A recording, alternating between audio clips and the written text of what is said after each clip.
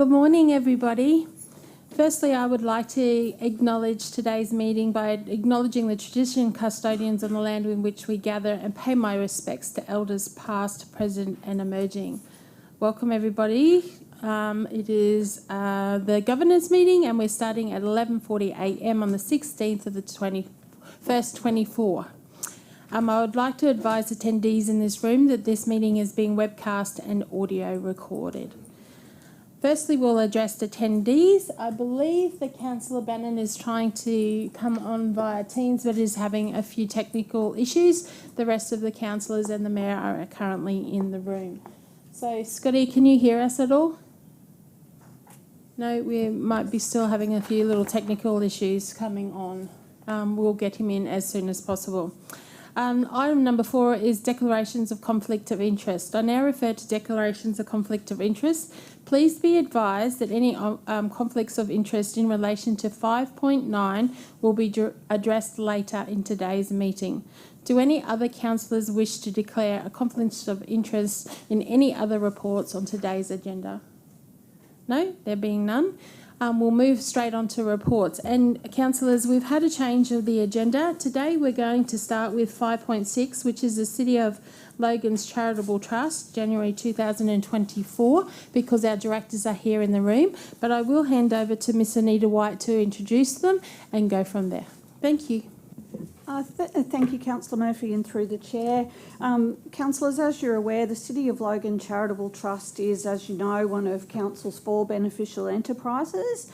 It's my pleasure today to introduce 3 of the directors of the Charitable Trust, Sahana Maharaj, who is the current Chair, Keith Bailey, who is currently Acting Company Secretary, and Dom Taylor, who's the third of our directors here today.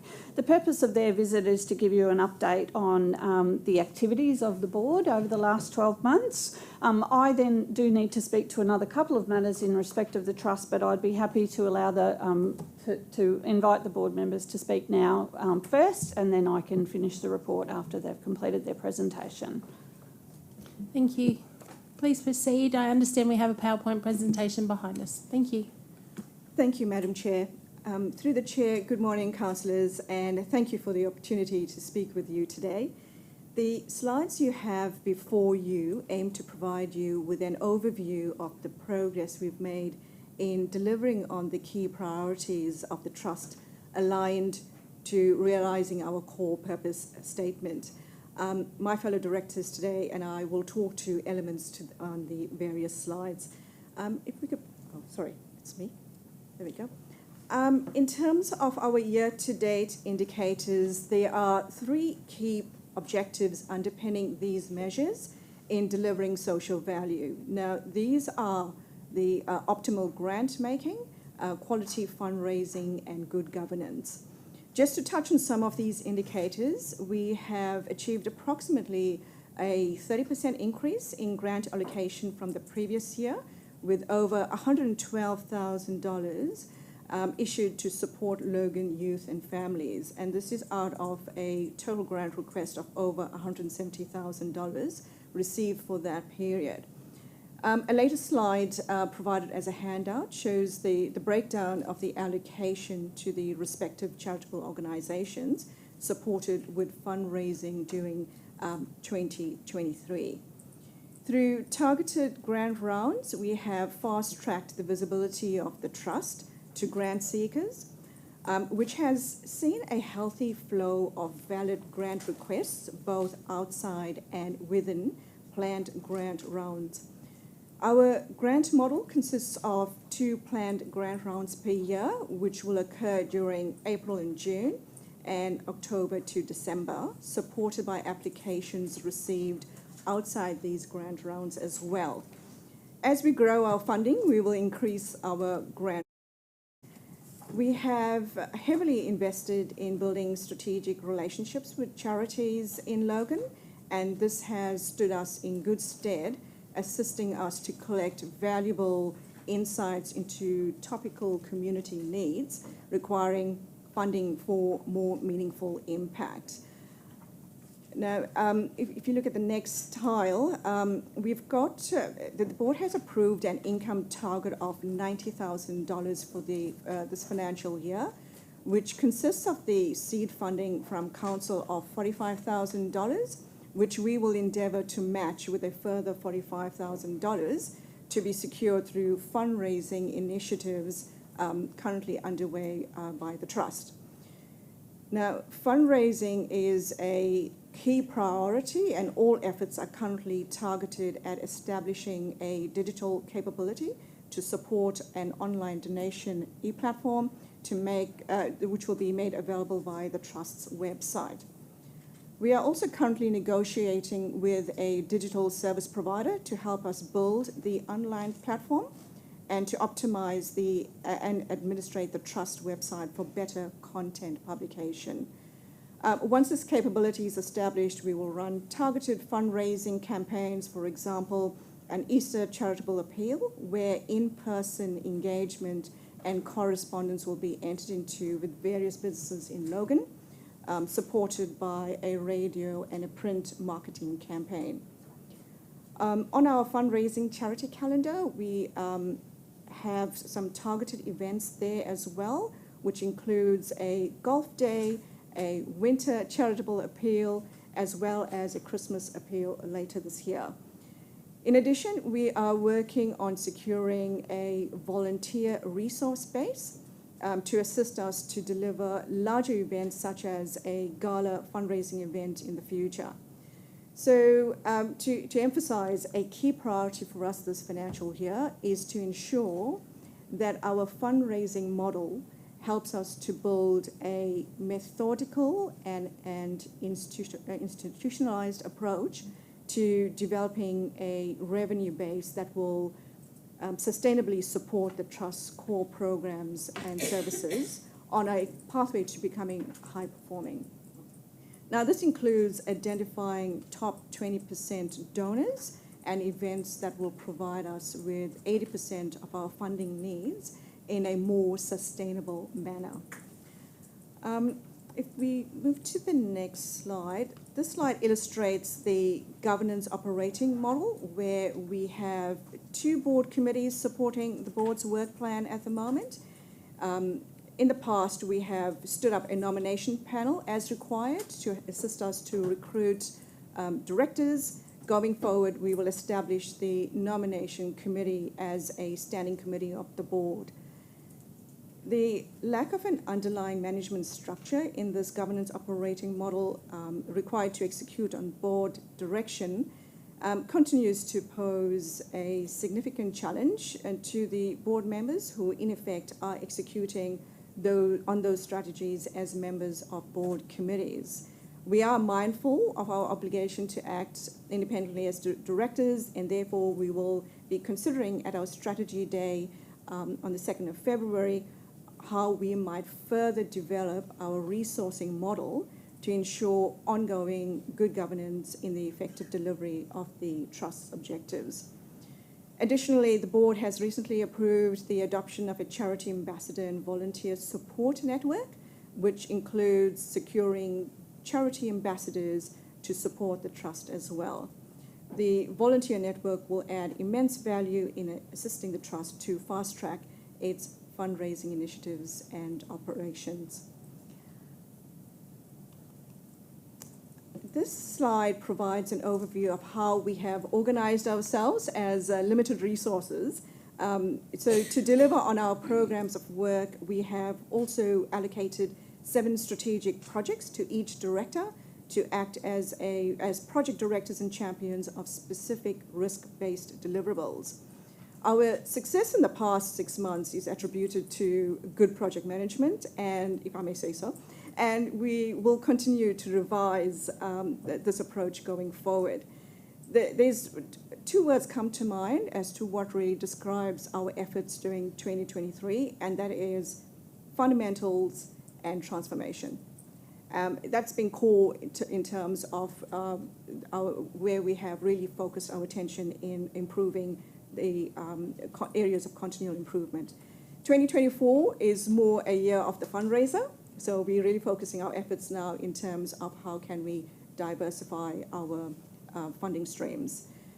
Through the chair, if there's no further questions no questions at this stage, I'll now hand over to Keith Bailey to present the next slide of the trust financial overview. Thank you.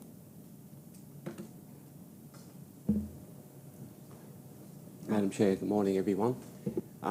For reference, I'm also the Chair of the Audit Finance Risk Committee, as well as Acting Company Secretary. The presentation slide is just a snapshot of the funds and the financial status of the Trust over the last couple of years. The FY24, which is the current year that we're working on, has been a significant increase in the funds outlaid.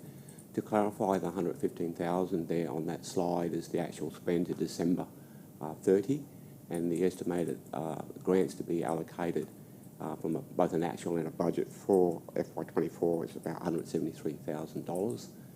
So there's another 62 odd planned to be allocated in the April round. That may vary based on the quality of the applications and so forth. As of December 31, through the history of the Trust, most of the funds incoming to date have been through the council, through the earnings, through some of the funds proportioned through the recycle market. And that's limited to date, the incoming revenue and the outlay. So the funds have actually been, through the Trust, been developing and accruing, and that's where the board has consumed and taken the opportunity to grant those this year. As of the December 31, the actual cash in the Trust accounts is $232,000. That is a reasonably healthy position, but we're also finding that we're having to spend within the means. So the projection with the outlays and so forth to June 30, 24, we're anticipating cash on hand in the order of $127,000. So we've had to be conservative in both our forecasts and particularly controlling our expenses through this area. Needless to say, we have been having grant requests that far exceed the cash available. So we've had to focus through the Grants Committee an appropriate focused delivery of those actual funds. The initiatives for the Trust to be more liquid in the future really comes to the next phase of this Trust development, which is focusing more on funds raising to be able to maintain our growth and consistency. So if you compare the grants dispersed for 22, 23 and projected 24, you can see it's going from 27 to 80 and what will be 173,000 for 24. So there's a significant ramp up in the outlays. We've already had grant requests since December in the order of about $40,000, and that's out of round. And we did have a late entry request of $250,000 after the close of the last round, which we've had to highlight could not be sustained, but that will be considered in a revised format for the next round formats when that pop up. You want to? The next slide is basically a breakup of the grants that have been received and approved to date. I won't go into a lot of detail here because that's in the handout. But needless to say, we've had to focus on the purpose of those particular enterprises and consider what's available versus their needs. We've made a conscious choice and a strategy that we're focusing on funds going to the cause of what they're not to fund administration resources. So we've had to be selective in what their requests versus what we are willing to give, both through being an effective need of the objectives of the Trust, as well as the compliance protocol that the Trust is bound by. So there's only one amount outstanding to be formally paid due to a need to correct an error in the recipient's invoice. I'm referring to Twin Rivers and expect that will be resolved in the next few days. But that's the actual summary for April 23 on through to December 30. So I'll hand over to Dominic to introduce the next phase, which is the fundraising. So this is just a single slide to try and reiterate some of the points Sahana made in her introduction. 2023 was really about those first two objectives of stakeholder engagement and really focusing on grant distribution and how we do that well. But also, really importantly, to lay the foundation for future capability in the policy and process development area. And that was involving the endorsement of a fundraising policy, cash handling policy, and some other supporting policies. So where we're at right now for 2024 is really focusing on these last three areas: volunteer engagement, growing our donation income, and identifying alternative sources of income. So we've set a target to grow over time, and specifically what that looks like this year is matching that $45,000 that we already received through council with a further $45,000 in order to support the Logan community.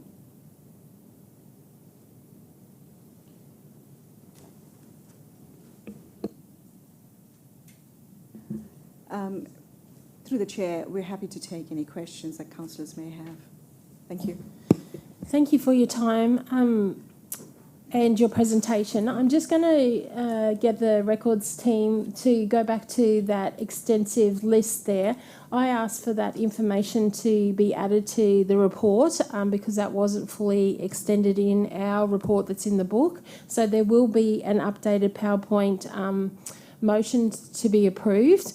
And I do have questions from councillors. I've got Councillor Bradley, then myself, then Councillor Radley, Councillor Lane, and then Councillor Koransky to go. So Councillor Bradley, would you like to start, please? Thank you. I actually met one of your directors not too long ago, a couple of months ago, but that wasn't what I was going to talk about. I was going to ask you, on the first slide, it referred to 3 ambassadors. Who is it possible to find out who these ambassadors are? Through the chair, thank you, councillor, for the question. During December, the board has approved the model. We have not progressed that yet. Okay. We've got some governance steps to step through, Yes. which is firstly to create the position description Right. and the governance around how will we manage these ambassadors. The intention is to put a governance structure linked to our grants and fundraising committee to manage the ambassadors. Mm-hmm. The next step will be to take those position descriptions to the board meeting in February, and then from there to map how we might approach, through an expression of interest, the appointment of the ambassadors. Thank you. Thank you. That helps me understand what's going on, because I was just curious if they're appointed now or you are going out. And you said about advertising, radio, and what was the other? Print. What sort of radio do you utilise? I forget the channel. Okay, because a lot of our city doesn't utilise that channel. I understand it's our local one. Is it possible to possibly distribute when it comes time for application? Because I noticed that a lot of the organisations there, they're very worthy organisations. I 100% agree, but it's not across our whole city. That's Absolutely. the only concern I have. Yeah. And there definitely is a need across our whole city. So is it possible to, if we are, I don't know if we are governance-wise allowed to get that information at all Absolutely. and distribute Yep. it? Yes. But if that could be taken on board, I'm not sure. The governance manager is sitting next to you, so maybe she could answer that question. I don't know. We have received assistance before from the governance branch in terms of assisting us to distribute any kind of communication out. So we will continue to use that to leverage the opportunities available in council. Thank you. Thank you, Councillor Bradley. Are you finished? Curious if the governance manager could answer my question. Are we allowed to distribute that information? Thank you, and through the chair, absolutely. Council is the sole shareholder in the trustee company of the trust and has they've established it for the purpose of helping the community. And so therefore, when these grants rounds are announced, and I'd like to thank Kim and her team, they've provided marketing expertise and put some stuff on council socials, but there's no reason I don't believe that councillors could help to spread the word with the additional reach that you have. Thank you very much, Councillor Bradley. I'm just going to jump in here quickly. On page 6 of your PowerPoint presentation, you had a little slide that stated the funding. I just wanted to ask, is there a limit on times? Because I've noted that I think it's Openhaven and YFS have applied nearly every 6 months. Is there a limit on time when they can apply and have funding dispersed to them? Because like Councillor Bradley said, we have a multitude of organisations across the city that would like to access these funds, I believe. So is there in the policies and procedures a time limit and of also funding available to them? Thank you for the question. Through the chair, both YFS and Openhaven had applied for funding during earlier in the calendar year 2023. They were approved $30,000 each and then applied subsequently during our last grant round. They were the only charitable organizations that have been able to demonstrate alignment to our core values and our core purpose statement, and they have joined workshops with us to discuss their causes. And because our core value statement and our purpose is about supporting families and youth, there were specific programs that these two organizations have proposed to us that they needed funding for, which was domestic violence as well as youth programs. So in the last grant round, the committee acknowledged that they had previously provided for funding within the last 6 months, and we had taken that on board and considered their cause and noted that it was still a compelling need for us to support their cause, which was compliant to our eligibility criteria. But we have taken on board going forward that we need to be able to extend our grant availability to other charities. It just happened to be a matter of timing where we had not received any other applicants during that grant round, and on closure of that grant round, Openhaven and YFS had valid applications in with us. Thank you. Thank you. Councillor Raven. Thank you, Madam Chair. If you could flick me back to the awarded grants list. I've got not similar questions, but just, so when I'm looking at this list, everyone's worthy, everyone's doing amazing work. My concern is that when we're funding, and I love the work that YFS do, don't get me wrong, but they have huge government revenue streams, huge. We don't actually need to help them any more than the government already does, while we have charities that do work that aren't eligible for government funding, for whom the Charity Trust is probably one of the only sources of a large contribution. So, while I completely accept you're an independent board, my concern would be sitting here trying to explain to the community how that money is being spent, why we're supporting organisations that have significant government funding already. When there are charities that aren't eligible for that. And I get that they meet governance criteria because they're already receiving government funding. I'm sure it makes it simpler for you. But I would love to see in future, and if we're not getting the applications, then as Councillor Bradley suggested, I'd be very happy to push it out there and reach out to people and say, please apply. You're the sort of people we want to see. You said that there was a couple of, part of why they were so appealing was because their applications align with your core values. Have you rejected any applications because they don't align with your core values? No, we have not. Cool, good. Because my concern would be if really needy charities that are doing great work are missing out because they don't necessarily target specifically youth or specifically families, but still do amazing work. I'd be concerned if you went, oh no, you don't meet the criteria, so we're not going to consider you. As long as it's still considered for exceptional or very worthy causes, that would give me some peace of mind.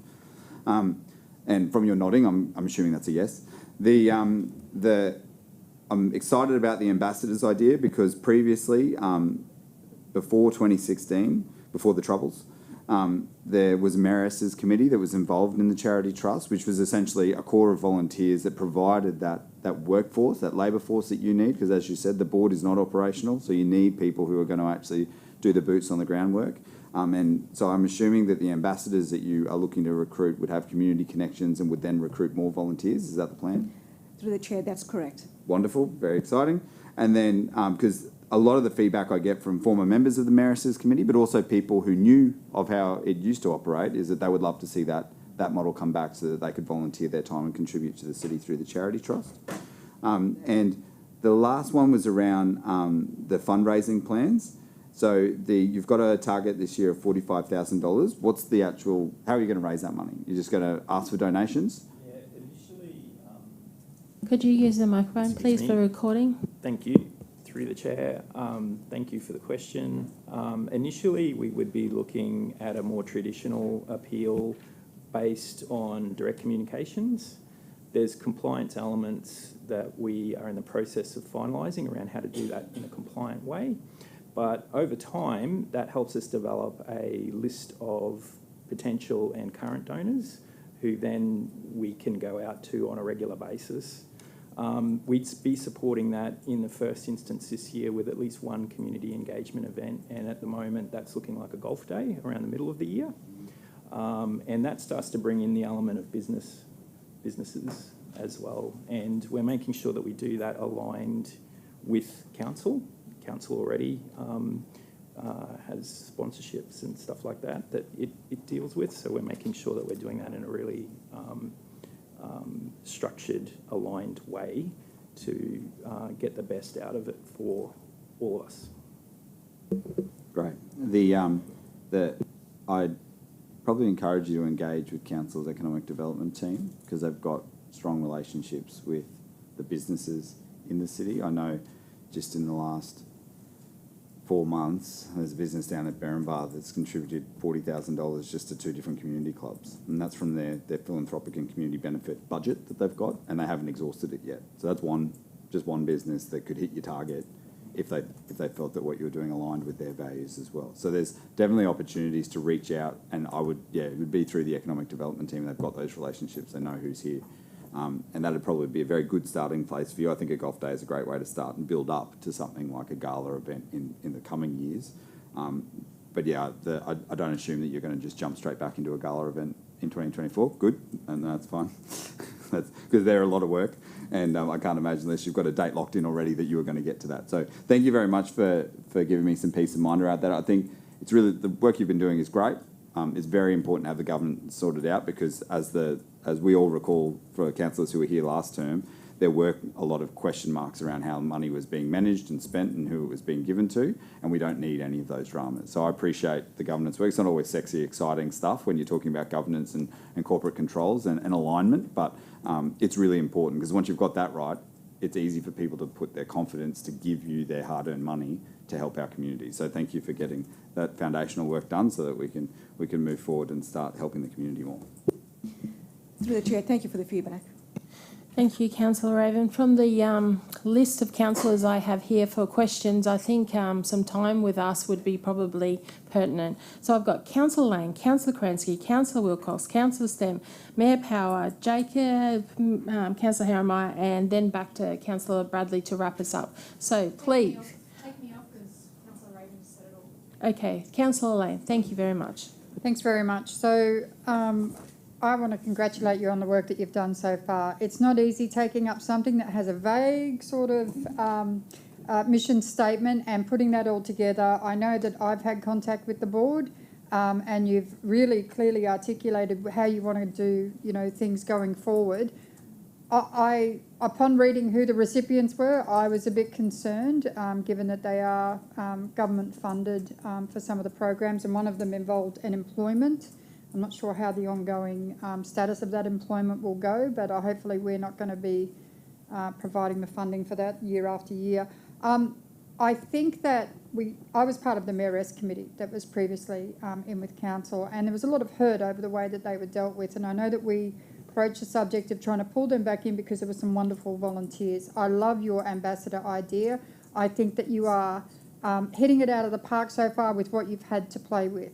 The biggest thing that concerns me is when you talk about we're going to advertise, is that out of the expenses? The expenses will come out of that trust. So we've already got $12,000 in expenses out of a $45,000 budget.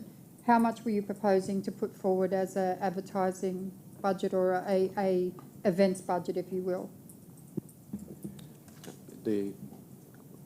previous discussions about the community radio was an example where there was no charge for that, and we've had to manage our actions very much on a no-cost basis. So we're not budgeted for external commercial radio much for that reason, and we're really just spinning the effectiveness in what we're doing. So we've had to be selective on the expenses to get the desired outcomes. No, I think you're wonderful, honestly. You're doing a really great job on an LD budget, and you're trying to get Versace outcomes. I get it. I completely do. And I think that 101, I listen to it, so people in the city do listen to 101 FM because it's the greatest station anywhere, anytime, any place. But the reality is that a lot of people do want to give in our community, and if you can activate them and bring them on board by supplying us with the rounds and the information, we can get it out. I've got 135 not-for-profits in my area. Not all of them are DGR, not all of them comply. We've got people who have limited English, who need a hand with filling out forms and things like that. So I think giving the councillors the heads up so that we can actually promote the rounds is an important part. We actually handle community benefit funding out to our local groups, and there is a lot of need out there, so we can actually try and help activate them on your behalf. And obviously we stay removed from the decision because you are the board and you make the decision. So congratulations on the work you've done so far. As I said, it's not easy being in a three-legged race with two of your legs tied. So, yeah. We thank you for the feedback. Thank you, Councillor Lang. Councillor Kransky. Thank you, Madam Chair. Could I just say that I've actually found this morning really refreshing. So thank you so much for coming along. I was here in the 2016 period, and the Mayor's Charity Trust has had a protracted and difficult history over the last number of years. Certainly one of the concerns I had was about the Trust acting in a fair and equitable manner across the city without any preconceived ideas or vested interests in any particular groups. And what I can see is that you guys are doing that. You're doing your due diligence and you're making sure that there's rigour in the process and that the outcomes are fair. So I just wanted to say congratulations. I think this is the best lineup we've seen, and I've got confidence that you guys will deliver well for the city. We welcome that feedback. Thank you so much. Thank you. And you've fielded quite a few questions today, but believe me, those questions are actually councillors leaning in, not leaning out. Now, I do have one question for you, though, and Councillor Raven alluded to it about, you know, we do have the usual suspects up on the list, and they're great organisations and they do receive support. Do you actually liaise with Council's grants team, and do you have a relationship where you have cross-referrals between the two of you? Through the chair, thank you for the question. Absolutely valid question. Yes, we have been consulting and engaging with the grants team and using the insights provided to us.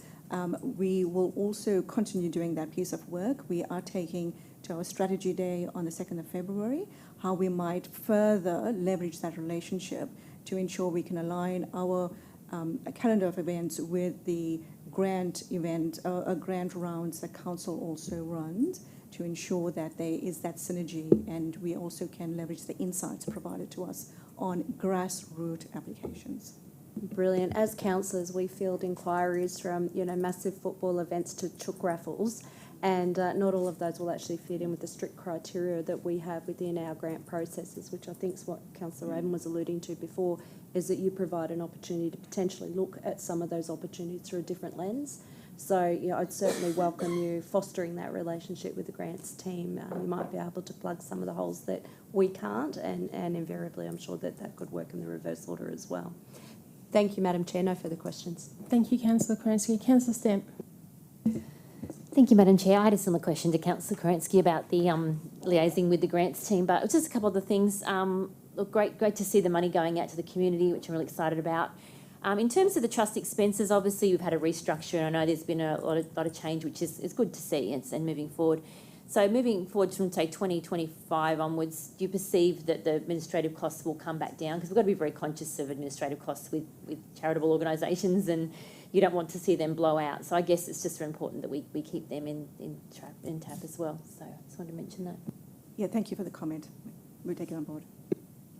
Thank you, Councillor Stamp. Mayor Powell. Thank you, Madam Chair. I must say I enjoyed the independence of this and the transparency. When you see a list of the funding requests and obviously the amount allocated, it's always a contentious issue because many of us are connected to the community, and of course there's some groups that we like over others and that. But the independence here is obviously having someone else allocate that's not politically connected. Can I say that I've been in this council now for a long time and seen this list. One year was when one of the councillors convinced the mayor at the time to actually buy a greyhound out of the trust. The greyhound raced, yes. So I can say that we have progressed some distance from those days, and you know, when you've previously seen other mayors allocate funds to their favourite organisations, it was a little bit disturbing for someone because you could see it was used for political purposes. And I can understand why the CCC sort of got involved in this in some form and wanted change.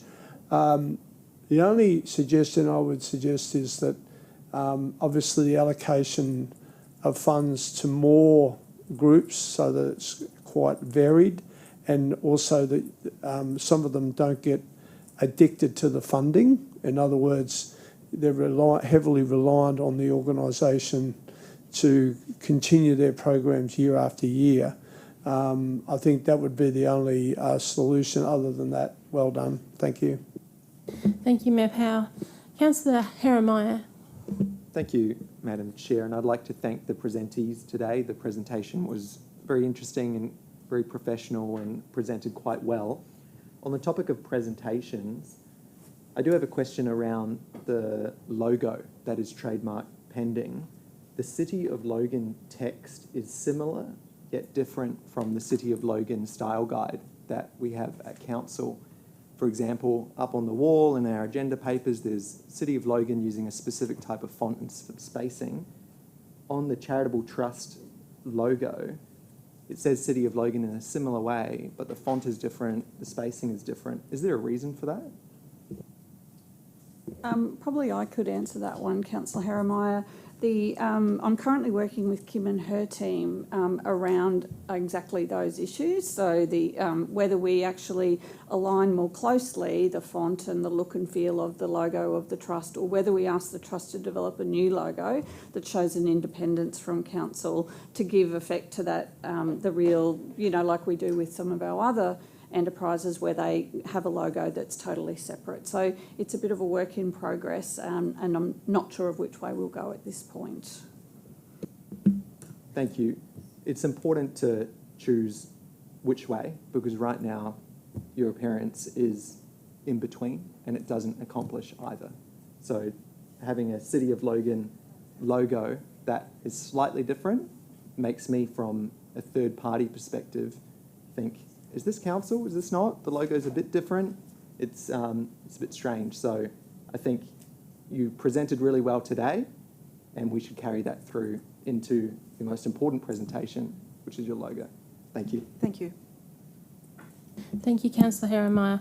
Lastly, and wrapping it up, please, Lisa. Thank you, Councillor Bradley. Very quick. I know you're going to do like a fundraiser with the golf days. To me, that is a certain demographic. It'd be wonderful to have like a gala event, like a ball or some sort of major fundraiser, or a couple of fundraisers that a gala sort of triggered, so you do get more money. That's probably where I'm thinking. That's just my thought bubble for you. Thank you. Thank you for that comment. Thank you, Councillor Bradley. I don't think there will be any further questions. So, councillors, I'm just going to move on. Firstly, we've got to pass a motion to have that amendment to the PowerPoint presentation. So is there a mover for that? Councillor Bradley has moved. We don't need a seconder. All those in favour, please raise your hand. That has been passed unanimously. We believe that Councillor Bannon is still having issues with technology, and he keeps dropping in and out. So we'll just keep an eye on Councillor Bannon, but at the moment he's not online. So that has been passed. Now we'll move on to the motion that is presented, which is the recommendation that is in your reports. Is there a mover for that? Councillor Ray Evan has moved it. Is there a seconder? Councillor Bradley. All those in favour, please raise your hands.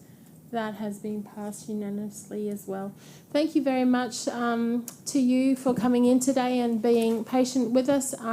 Thank you for your time. I do encourage you to come and meet us councillors, maybe on a less formal basis, and just to speak about our community and how wonderful some of our organisations are out there, and to give you some insight. We're always happy to have a bit of a party and make some fundraising moves as well, so please connect with us when you can. Thank you for your time today. Thank you, Madam Chair.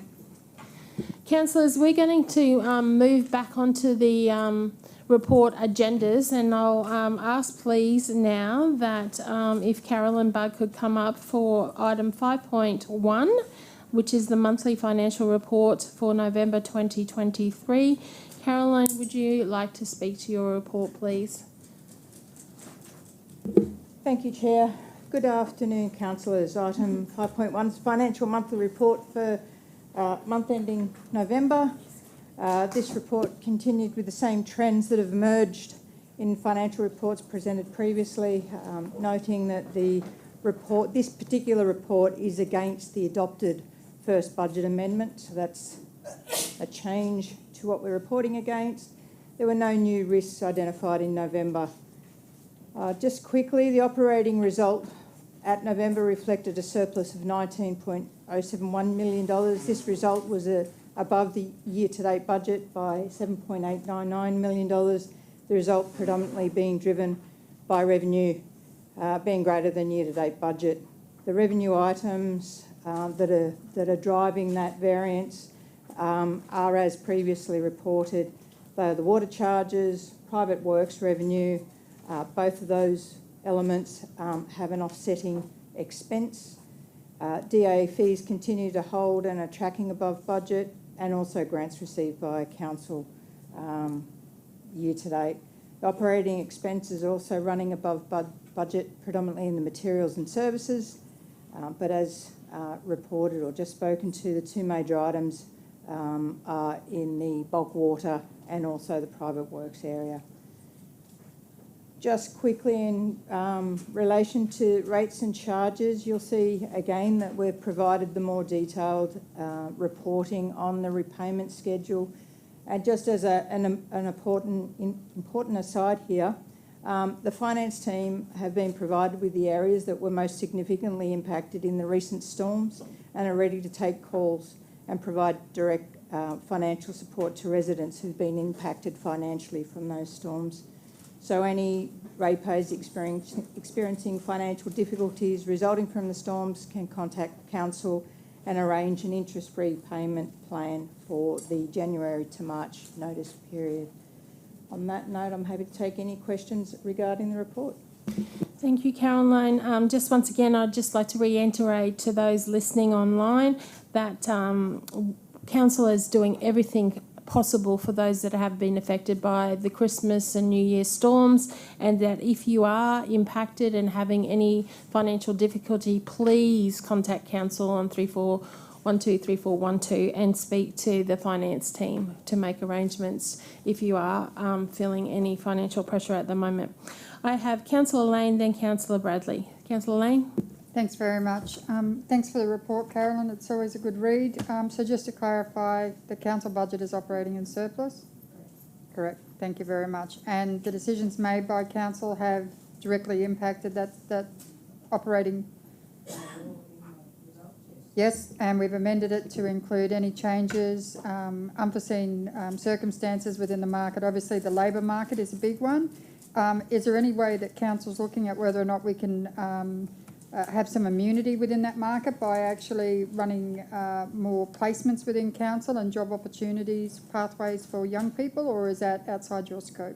That is outside my scope, but I know that we do have programs like that run through council regularly. Excellent. Thanks, Carolyn. Thank you. For those that are listening at home, what Councillor Lane is referring to is like any business at the moment, sometimes we're a bit short-staffed or we're losing staff to other areas, especially our neighbouring councils. But we try to keep our staff as happy as possible to stay here with us. Councillor Bradley. Thank you. Through the chair, you may have mentioned this while I was getting a coffee, but the rates arrears,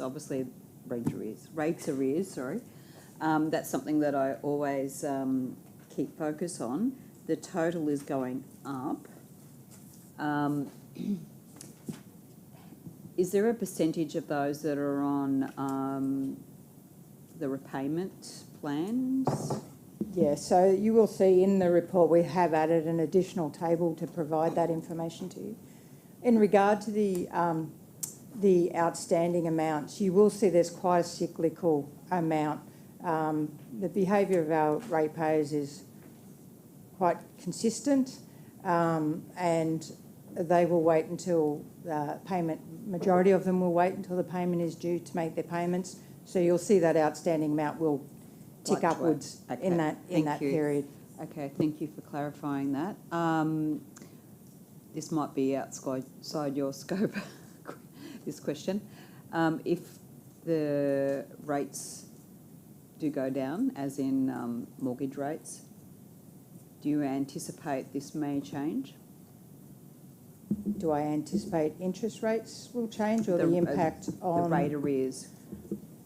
Yeah, look, I think we will have to watch that. We are prepared for the impact of the high interest rates to start coming through. So we are watching that percentage outstanding to see whether there are direct impacts. So because we are expecting it, I would say that there will be a connection, but to what degree, I don't know. Okay, so basically you're saying that the effect of increased Cost of living. Cost of living hasn't been felt yet. There is a slight uptick, but nothing significant at this point. Thank you, Councillor Bradley. Is there any further questions? No, I note that there is a motion on the board. Is there a mover for that motion? Councillor Stamp, seconded by Councillor Lane. All those in favour, please raise their hand. I don't believe Councillor Bannon has come back on, and Mayor Power has left the room, but we're not sure whether he has to go or not. I'm sure he was leaving at about 12:30 to do a personal item. So that has been passed. Thank you very much. Carolyn, we're going to proceed with 5.2, which is the local infrastructure program for January 2024. You may do your report. Thank you. Thank you, Chair. As you mentioned, this is the local infrastructure program report for January. I'd just like to indicate that there were some late projects and adjustments to the report, and an email has been circulated providing an update of both attachments 1 and 2. This report seeks endorsement for the new and adjusted projects. There were 17 new projects in attachment 1 for January, and they all fall within the LIT guidelines. Attachment 2 has 11 projects with material changes, and we're also recommending these to be endorsed. Happy to take any questions. Thank you, Caroline. Councillor Karansky. Thanks, Caroline. I know you forwarded an email back to me earlier today, and my query regarded page 20, which is the LIP request for Kimberley Forest for Division 4, and we've picked up already that it should actually be Division 3, not Division 4. But the question I didn't have answered was the $2,500 that was allocated, just confirming that that's been allocated out of the Division 3 budget and not out of the Division 4 budget. I can confirm that is correct. Fantastic. Thank you so much. We look forward to reconciling the account. Thank you. Otherwise, very happy to move when the time is right, Madam Chair. Councillor Karansky, sharing is caring, but I'm sure the balancing of the books will be correct. Councillor Lane. Thanks very much to you, Madam Chair. The LIP projects that are listed for Division 2 are all low-risk projects that actually deliver really good outcomes for the community. One of them is a co-contribution in the event of funding, so they actually needed money to be put towards a project.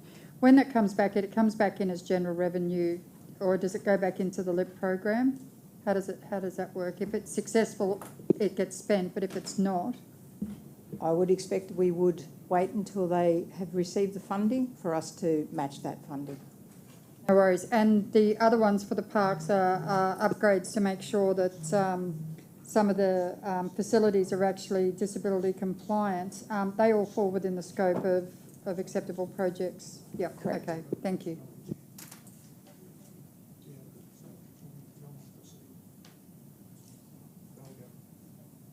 Sorry about that. Mr. Mann needed to tell me something. Thank you for your questions, Councillor Lane. Have you got any further questions? No.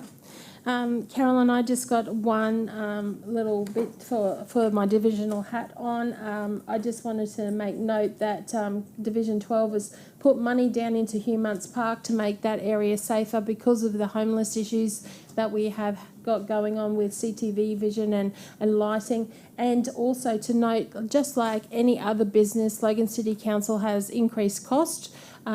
And I have had to have an increase for a LIP funding just because of the increased cost on what's happening out there for a project to upgrade the Beanley Event Centre. So like everybody else in the city, we are experiencing a cost right across the board. But thank you for that. So right now we have a motion on the board. Do I have anybody to move that motion? Councillor Lane, followed by Councillor Russell. All those in favour, please raise your hand, noting that Mayor Powell has left. He may be back a little bit later, but he has got a personal thing to do. And I can't see, is Councillor Bannon back on? No, Councillor Bannon is having real difficulties. So that has been carried, so thank you very much.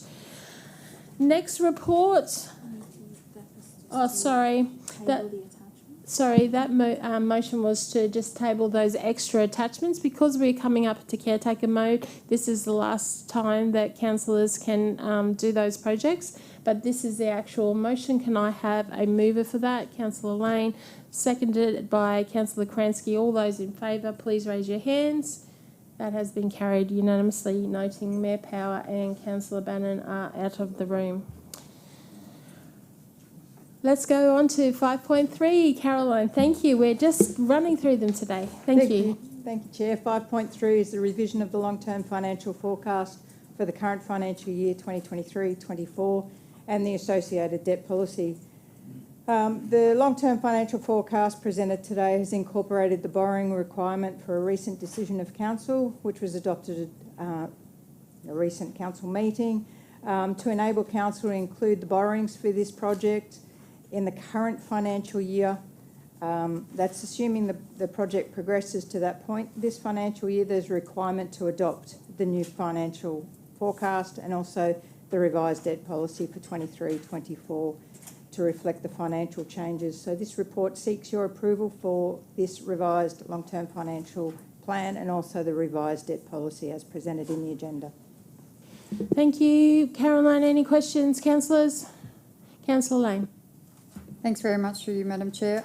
Carolyn, the forecast debt, so $100 million for a wastewater treatment plant. We've got one that's just come online that we've got to pay off. We've got a second one that's in the stages of it and potentially a third adjustment. Are those written into this forecasted debt? Yeah, we include all of those differences. So you would have recall we put forward a forecast recently. We adjusted those then. We'll adjust here and also in the next budget cycle. So the long-term financial forecast is constantly being updated when we get more and updated information. Thanks very much. I just wanted the clarity that really essential infrastructure that we have to build and it costs hundreds of millions of dollars is included in it, but also the road network. So obviously we've had Councillor Jeremiah raise an issue in Logan Reserve this morning in relation to roads, LGIP programs, the grass programs, all of that's written in with projected investments in local roads and water projects. Yes, so where we have programs where we need to borrow, they are in the debt policy. The long-term financial forecast includes it all. Thank you very much, Carolyn. Thank you. If there's no further questions, we'll put a motion on the board. We don't have to do any corrections. No, there's a motion on the board. Do we have a mover? Councillor Lane, seconder at all? Councillor Raven, all those in favour, please raise your hand. Councillor Raven. That has been carried.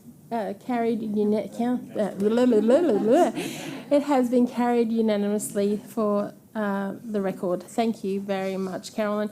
Does anybody have any general business for the finance manager? There being none. Oh, Councillor Lane, do you have one? Yes. So I was out in the community and I spoke to a person who was in financial stress at the moment. And can you please pass your thanks along to my thanks along to your team? They were very uncertain about going. They thought it was begging, and I said, no, it's not. It's certainly not begging, but you can, suspend interest payments and those sorts of things to ensure that you can actually do it. You can pay fortnightly, and they will help you set it up. Your team treated her beautifully. She came back and she was very emotional, but she was very happy that she'd gotten one load of debt off her chest, and she was really happy. So please pass along my thanks to your team for treating people with kindness and care. It's really sweet.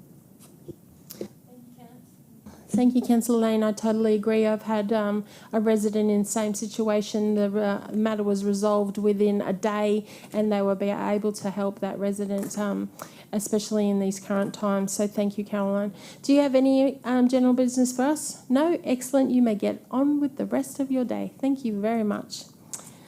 I note that the Director for People and Engagement, Kim Bryan, is in the room. Would you like to step forward? Do you have any GB for us, or councillors, do we have any GB for our Director, Kim Bryan, at all? No? Do you have anything for us, Kim? I have no business to bring forth, Madam Chair. Excellent. I was just making sure that you are on the agenda, because sometimes we do miss you. So thank you very much for your time. You can stay with us or go back to your office. Thank you very much.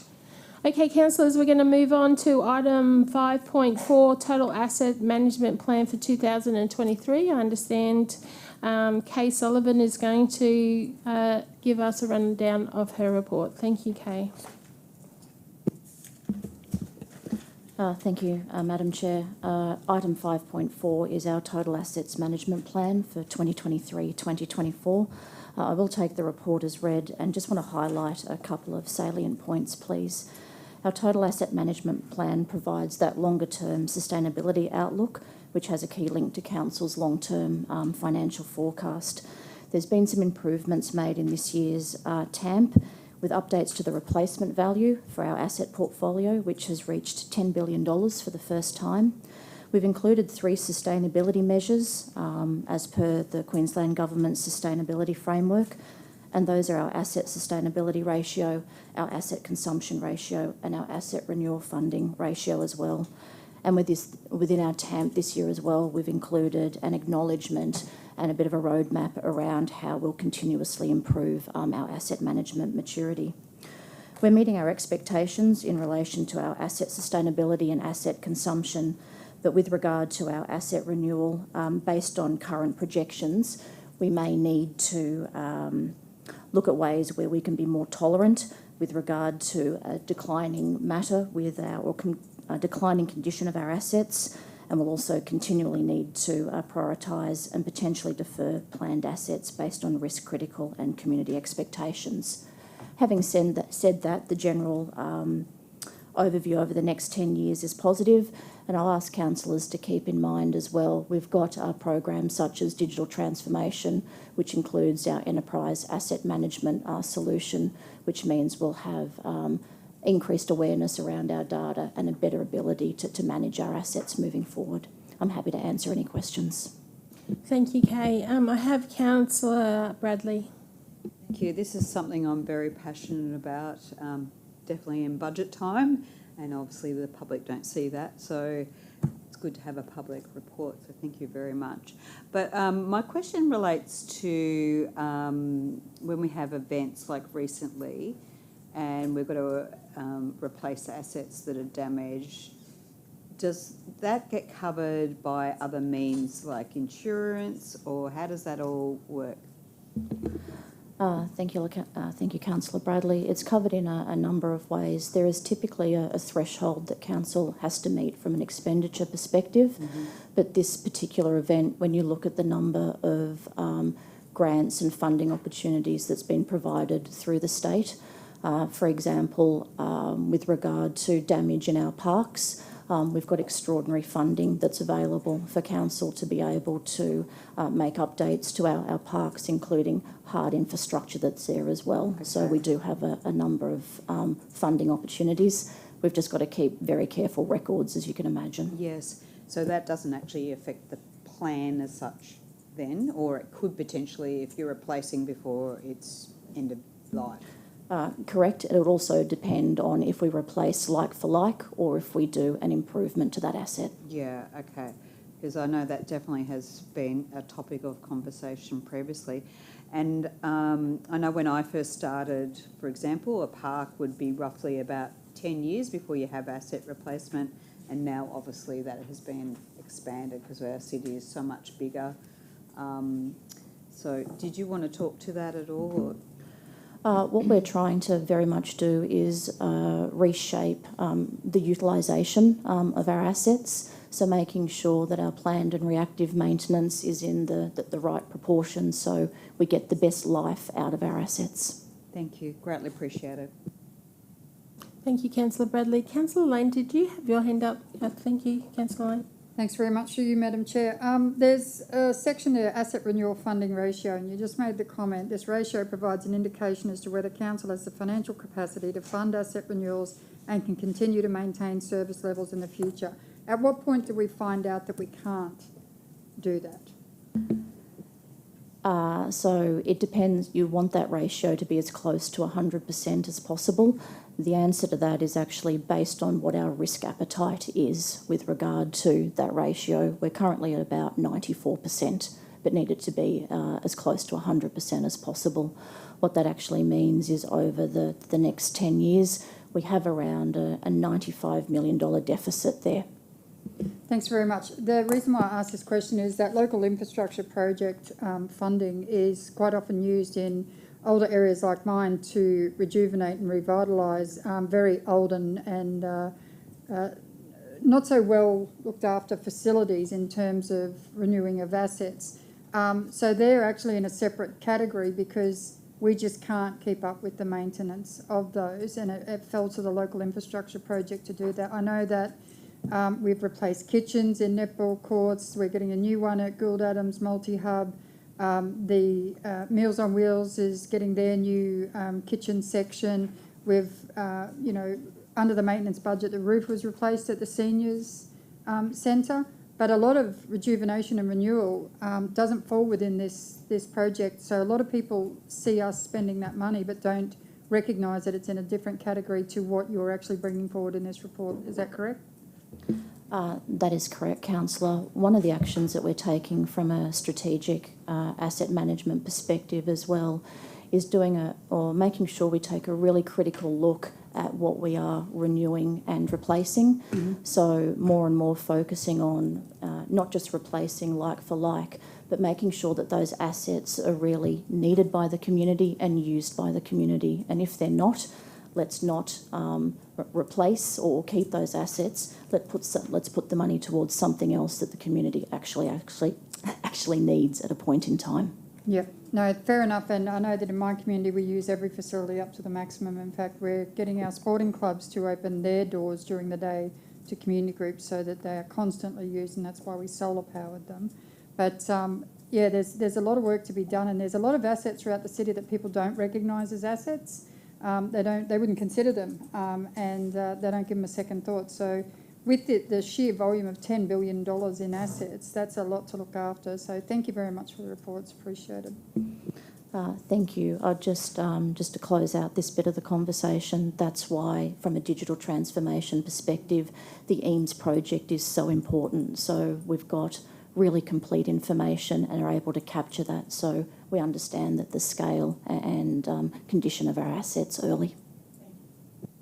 Thank you, Councillor Lane. Thank you, Kay, for answering that. I also wanted to add that because our city is growing so quickly, we're also getting assets from developers as well, which sometimes are extraordinary, like, say, the Flagstone Play Centre. We also have to look in the future to how we're going to replace those down the track as well. So that's all taken into consideration. Lots of planning, lots of thought to go in here and how we're going to manage this in the future. So thank you, Kay, for your time and your particular staff that do this reporting. Councillors, there should be a motion coming up on the board. Is there a mover for that? Councillor Bradley has moved it. Is there a seconder? Councillor Lane. All those in favour, please raise your hand, noting that I think we've got Councillor Bannon back on. He's been having trouble with Wi-Fi. So, Councillor Bannon, are you all good to move this as well? Councillor Yep, and well, good job, Kay. Thank you, thank you. That has been carried unanimously. Okay, we'll move on to the next report, which is 5.5, and Kay, this is your report as well, the Service Review Progress Report, Phase 1 and 2 for the City Safety and Livability Branch. Thank you, over to you, and Emily Shafter is going to join in as well. Thank you, ladies. Thank you, Madam Chair. I will be very brief with this report. So you are correct, this is the service review progress for Phase 1 and 2. I'll take the report as read, but just wanted to highlight a couple of key points as well. From Phase 1 and 2, we've been able to document 19 service activities, 78 business processes, and one of the key outcomes from the service reviews was an opportunity for improvement plan as well. And coming out of the initial phase of this service review, 230 consolidated opportunities for improvement, which have then been grouped into 12 opportunity clusters. I'd just like to take this opportunity as well to pass on my thanks to Emily and her team. The feedback from my branch has been that it has been an absolute pleasure to work with Emily and her branch around the service reviews to date, and I'm happy to take any questions. Councillors, do we have any questions? There being none, that's all. Emily, do you want to enter into the conversation? If I may, thank you. And just to reciprocate, it has been for our branch a very worthy exercise. I'd like to thank Kay and her team, and Jackie, who's sitting in the room as well, and our team for contributing. Really look forward to bringing back a report with these recommendations. For us, the process has been a really great vehicle for finding efficiencies in our business, to get more value out of our existing resources without a continual need to rely on ratepayer funding to support our existing services. So I look forward to bringing this back in a few months. Thank you, Emily. There's a motion up on the board. Do I have a mover for this motion, please? Councillor Lane has moved it. I have a seconder. Councillor Stemp. All those in favour, please raise your hand. Councillor Bannon, can you please say yes or no? Yes, Madam Chair. Thank you very much. That has been passed. Thank you very much. Councillors, do we have any general business for the Enterprise Portfolio Manager at all? None? Kay, do you have any for us? Nothing today, thank you. Thank you very much for your time today. Thank you. Okay, councillors, we've done 5.6 already, so we're skipping to 5.7, the adoption of the consolidated subordinate local law 7.2, heavy vehicle parking on the road for 2023. Anita, please enter into the conversations, please. Councillor Bradley, was everything all right?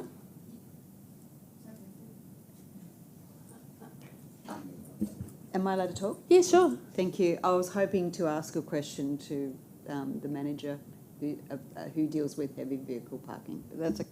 Okay, sorry. Thank you. Do we need to get Emily to stay? No? Okay. Anita, please enter into the report, please, at 5.7. Thank you, and through the chair, item 5.7, the title of the report rolls off the tongue as you've already done. This is really a tidy-up report. Council resolved to adopt an amended subordinate local law for heavy vehicle parking on a road in October last year. At that time, however, we didn't obtain a resolution to adopt a consolidated local law. So we think that is considered beneficial, so that the current version of the local law is contained within one document. So this report simply seeks that resolution. Happy to take any questions. Councillors, is there any questions? Councillor Bradley? It's not a question, more a statement.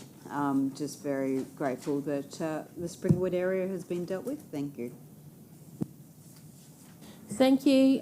There should be a motion coming up on the board shortly. Do I have a mover for that motion? Councillor Fraser has moved the motion. Is there any seconder? Councillor Bradley. All those in favour, please. Councillor Bannon, your word too, please. Yes, please.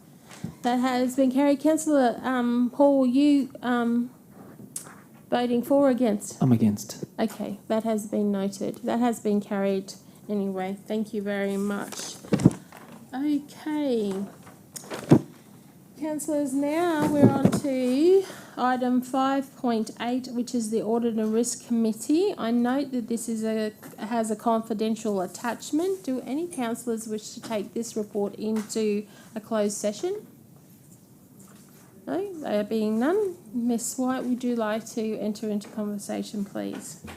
Thank you, and through the chair, councillors, a number of elements to this report. The first is that it presents the written report from the matters reviewed and discussed at the Audit and Risk Committee's most recent meeting, which was held on 4 December. It also provides you with an update in respect of an independent review that's being undertaken of the committee, which has been conducted as required by the committee's charter. That report is the confidential attachment, and it outlines a number of improvement opportunities that are being considered between council officers and the committee members at the moment. My suggestion is that I will come back to you to discuss once we've had the opportunity to further consider the recommendations in that report. And I would anticipate that that will include at least a review of the committee's charter. I'd be happy to receive any feedback from councillors about the review report, however, noting that the report is in confidential or is a confidential attachment, that would be best done outside the committee forum. I'm happy to if any of you would like to reach out and provide some feedback, I would be happy to take that. The last matter I wanted to raise with councillors was movement on our committee, the Audit and Risk Committee. Denise Dawson has been the financial representative on the committee, as we are required to have under the local government reg. She has significant financial and government experience, and she's provided high quality input to the committee. I'd like to personally thank her for her contribution. So as a result of Denise's resignation, we will now need to commence a recruitment process for a replacement financial expert onto the committee, and I intend to kick that off quickly so that we could have a replacement in place for the April meeting of the committee. And at the same time, the tenure of 2 other committee members is coming to an end. So the committee is happy to extend both the tenure of Dan Hunt and John Halliday for a further 12-month period each, which would take them to 12 months for John Halliday, would be February next year, and Dan Hunt to 2025. That's actually a decision for the committee. However, this group, the council must appoint the chair of the committee, and the recommendation from the committee is that Dan Hunt be appointed to continue in his role as chair for a further 12 months. I'm happy to take any questions. Thank you, Anita. Councillors, do we have any questions? No, there being none. I'm just going to put up on the board behind it is the amended motion. Please note that point 5 is the actual amended part of this motion. If you could please have a read and have any questions, please ask now, and then we'll go to a move. Councillor Bannon, do you have access or can you see what's happening here? I'm a computer genius, mate. It's all good, and I support the stuff. Thank you very much. So, yes, Councillor Wilcox? I just wanted to add one thing. When I was reading this, and I won't go into the confidential part of it, but when I was reading it, as the former chair of governance and the councillor representative on the committee, I would have found this information very, very super helpful before I was actually put onto the committee. So reading it now is great, and hopefully Councillor Murphy and Councillor Fraser actually took a lot out of it, because I actually did. Even reading it now, I was like, oh, this is actually super helpful. So I think in the future, whoever gets it next term would be great to have all of this info beforehand. Thanks. So thank you, councillors. Do I have a mover for this amended motion?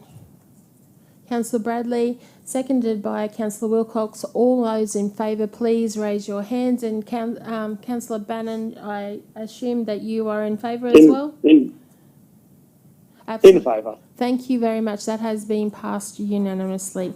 Thank you very much. So, councillors, we move to the last report of today's agenda, and it is a very complex and complicated report, so I will be taking my time and please bear with me. So we're going to go into report 5.9, which is councillor conduct for January 2024. This is a public report. The corporate governance manager, Anita White, is going to do the report. But first I have some information and some reporting that I have to go through with regards to this report today. So item 5.9 is the City Government's Committee meeting of January 16, 2024.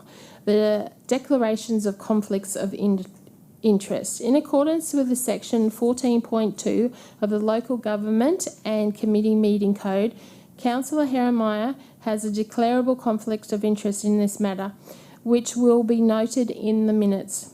Councillor Jeremiah may remain in the room to address the committee during any debate about the investigation report and to answer any questions unless councillors decide otherwise. Councillor Jeremiah must leave the meeting during the vote on whatever has been engaged in inappropriate conduct and what, if any, penalties are to be imposed. Do any other councillors wish to declare a conflict of interest in today's agenda item of 5.9? There being none, that's great. Now I refer to the Corporate Governance Manager, Anita White, to speak to the report. Ms White, you may proceed. Thank you, and through the Chair, this report presents the recommendations of an independent investigation report following a notification to the Office of the Independent Assessor relating to councillor conduct. The notifications related to posts on Councillor Jeremiah's social media page on 3 August 2023. As information came to the attention of officers within the organisation, a notification was made by the organisation to the OIA consistent with obligations under the Local Government Act. A second anonymous complaint about the same matter was also made to the OIA. The investigation report forms the substantive material to this report. The report contains 2 attachments, being the investigation report prepared by the independent investigator, which itself has multiple attachments, and this commences at page 174 of your agenda, and the response to the investigation report provided by Councillor Jeremiah, and this commences at page 200 of your agenda. The report and the investigation report also talk to the operation of the transitional provisions relating to amendments to the Local Government Act, which came into effect on 22nd November 2023. I'm happy to take any questions. Thank you, Anita. Before we go on to questions, I'm going to give the opportunity to Councillor Jeremiah to speak on this matter. Councillor Jeremiah, do you have any questions or comments that you need to raise with regards to the investigation or the report?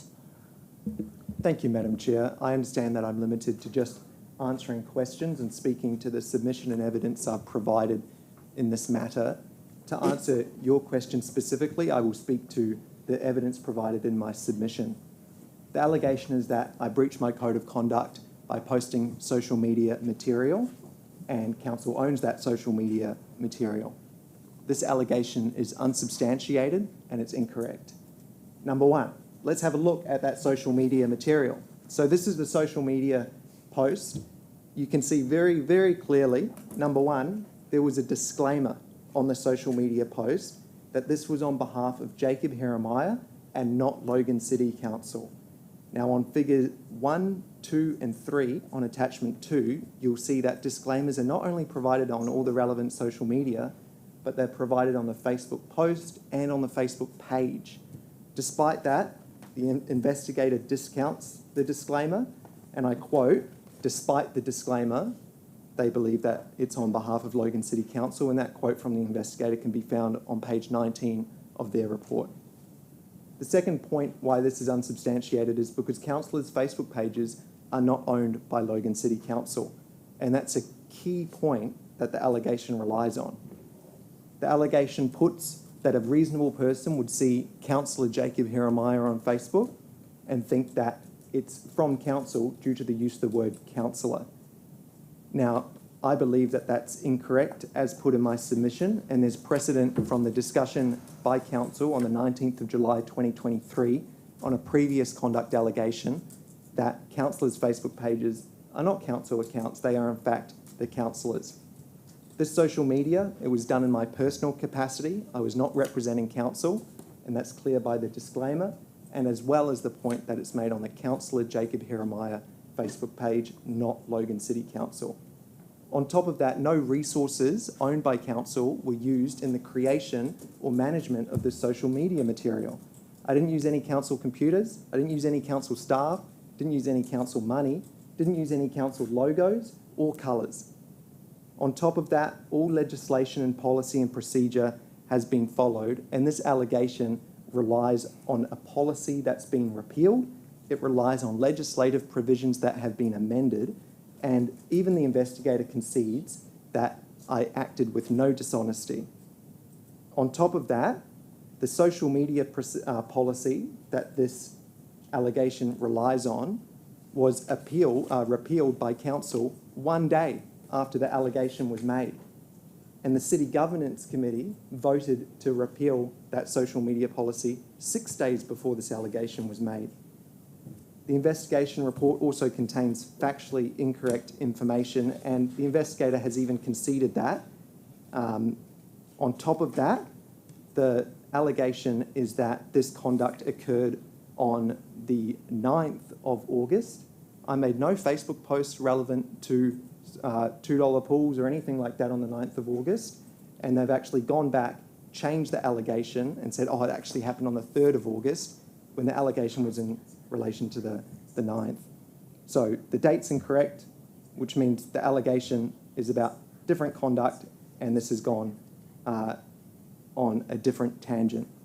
The final point is that this investigation process has a requirement to follow procedural processes, and there are issues with this procedural process. The procurement outcomes are also quite inconsistent. We've had 4 conduct breach allegations that have come to council committee for a vote in this term.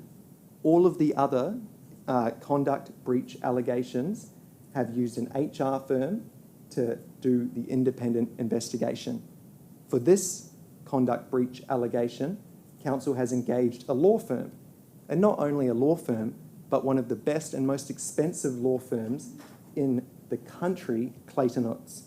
Now, what did we get out of that engagement? There's $30,000, about $28,000 that's been charged, and we got this, 300 pages. Now, 100 of these pages are all of my Facebook records from the month of August, comments from residents that are unrelated to anything to do with this matter, and in fact, for that $28,000, there's good value of 20 pages of just black squares, redacted information, black square after black square.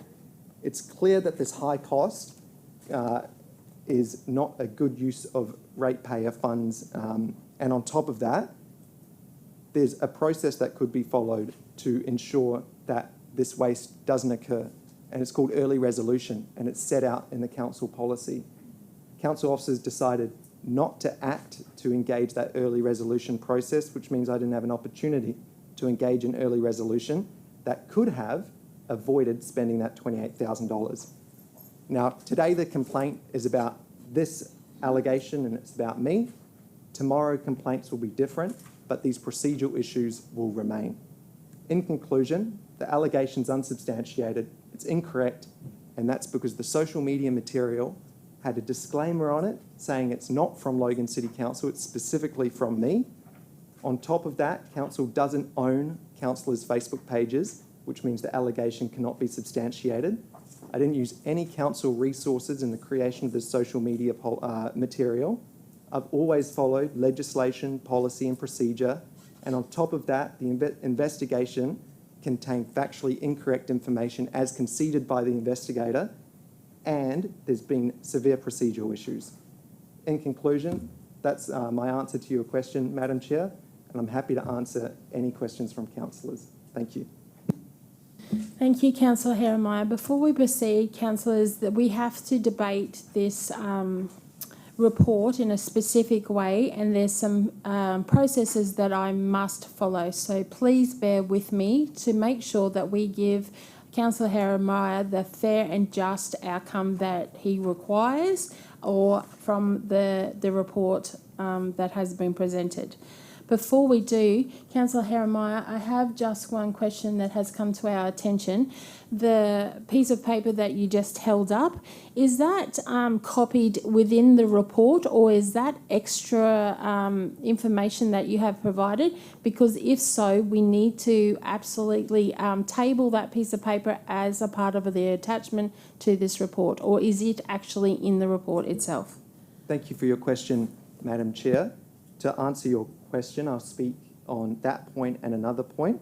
Specifically, this printed page is already in the report. It's page 175 of attachment 1. Thank you. In addition, there appears to be inconsistent outcomes, not only in procurement, but also in staffing. For example, we have a security guard outside the committee room. That's inconsistent. Normally, committee rooms and meetings don't have security outside. So it appears that there's inconsistencies regarding the staffing. This piece of paper that I held up is already in the agenda. So I don't think it has to be tabled, but it's your discretion. Can you bear with me for a second, please, Councillor Heremiah, to just answer your inconsistencies? Can you just bear with me, please?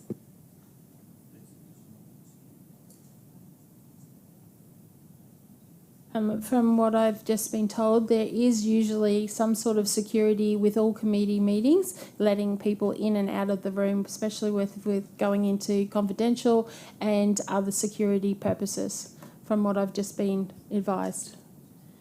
So I hope that answers your question. Councillors, we're going to move on. Please bear with me while I follow the script, okay? We now need to debate this matter. However, before we commence debate, I just want to remind councillors of two things. Firstly, at any time during the debate of this matter, a councillor may move a resolution that Councillor Heremiah be requested to leave the meeting. It may also be that that councillor would like, for transparency, to move the resolution that Councillor Heremiah remain in the meeting during the debate. Secondly, I wish to remind councillors that at any time they may resolve to close the meeting to debate in this matter. Councillor Heremiah may stay during the debate in the closed session unless councillors decide otherwise. Are there any questions on the process to be followed today before I call for a mover for the motion shown on the board, which is to recommend for the investigation report? And I do have a second motion as well today as well. So we'll be working through a few different processes. So is there any questions on regards to the process that we are following today? Yes, Councillor Russell. And Anita, please advise potential outcomes here. Thank you. Thank you, Madam Chair. And this might be a question for Anita. My understanding from the discussion that we had yesterday about the process that not all councillors were able to be present for. My understanding was that it was not necessary, it wasn't necessary that we go into, not going into the rules of debate. I thought that it could be a conversation moving forward as usual, and that both could occur. No, ultimately, management of the meeting is a matter for the chair. However, the standing orders from the department do talk about allowing someone to speak for and someone to speak against. I believe the advice that the city solicitor provided on Monday morning was that it was important that everyone got the opportunity to speak, and that it may be that the chair would be not so strict as to say you couldn't speak again if there was something that was raised during discussion that you wanted to then, have a further discussion around. So I think it's just important that there be the for and ability to speak for and against. Councillor Russell, we only need to, at this stage, it's a public report, but if councillors feel that they wish to take this into a closed session, then we can do so if councillors feel so. At all times, Councillor Herrenmeyer can stay in the discussions until the vote is taken. There will be like a mover and a seconder, which Councillor Herrenmeyer can stay for, but once the vote is taken, I will be asking Councillor Herrenmeyer to leave the room until that has been done, and then we'll be asking him to come back as well. So has that answered your questions? It has answered it, but it seems inconsistent from the previous conversation. That's all. Like my concern wasn't about confidentiality. It was more about the process of the for and against. For the debate, I will see Yeah. what happens when we put the motion up on the board and see whether there is a mover and seconder and if there will be any debate by the councillors. But I do have Councillor Fraser, Councillor Lane and then Councillor Krainski. So Councillor Fraser, do you have a question? Thank you, Madam Chair. So the second motion that you have is that Councillor Herrenmeyer has not engaged in inappropriate conduct. Would that be correct, or? Yes, that is correct. Thank you. Councillor Lane.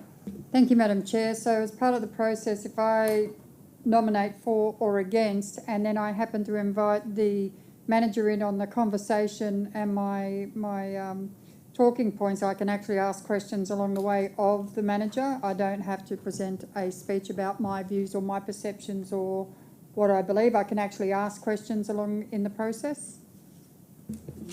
From what I understand, and please correct me if I'm wrong, Anita, we need to put the motion up on the board first to see whether there is a mover and seconder. If that fails, then we'll go on to the next motion, but then there'll be before a for and against of that motion. So say someone moves to say that this is the motion we're going to have, we'll let that person speak to it, and then there's an against for that as well.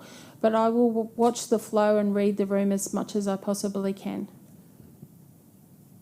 So does that mean the manager can or can't answer questions along the way if I've got the right to speak? I will allow that as well, Thank you. yes, absolutely, 100%. Councillor Kransky. I think I'll pass. I'll let it go. Thank you. Any further questions? Councillor Raven. Thank you, Madam Chair. In regards to Councillor Herrenmeyer's presence or absence from the meeting, am I able to ask Councillor Herrenmeyer what his preference is? I will allow that. Councillor Herrenmeyer, would you like to leave or stay? Thank you, Madam Chair. I'm hesitant to answer that because in the new meeting code sent by the state says I can only speak to evidence and my submission, but I'm very transparent, happy to answer any questions, and I did show up here today.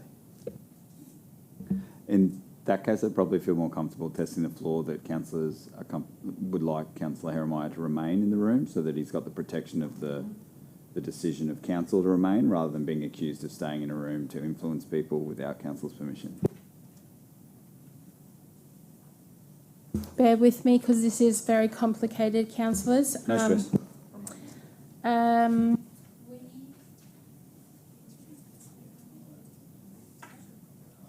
Okay, we'll put a motion on the board that says that council resolves that Councillor Herrenmeyer be asked to remain in the meeting during the debate of this matter, to answer questions in relation to evidence or written submissions provided to him. Councillor Raven has moved that motion. Do I have a seconder for that motion? Councillor Bradley has seconded that motion. Now I'll open the floor to vote. Point of order, Madam Chair. Yes.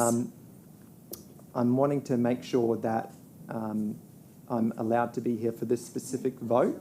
I understand.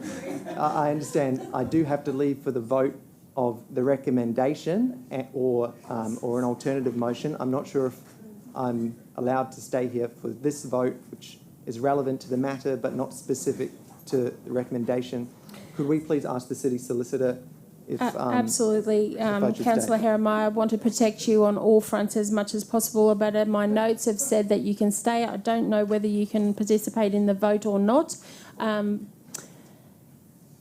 Cherie, would you like to just enter this conversation, please? Thank you, Madam Chair.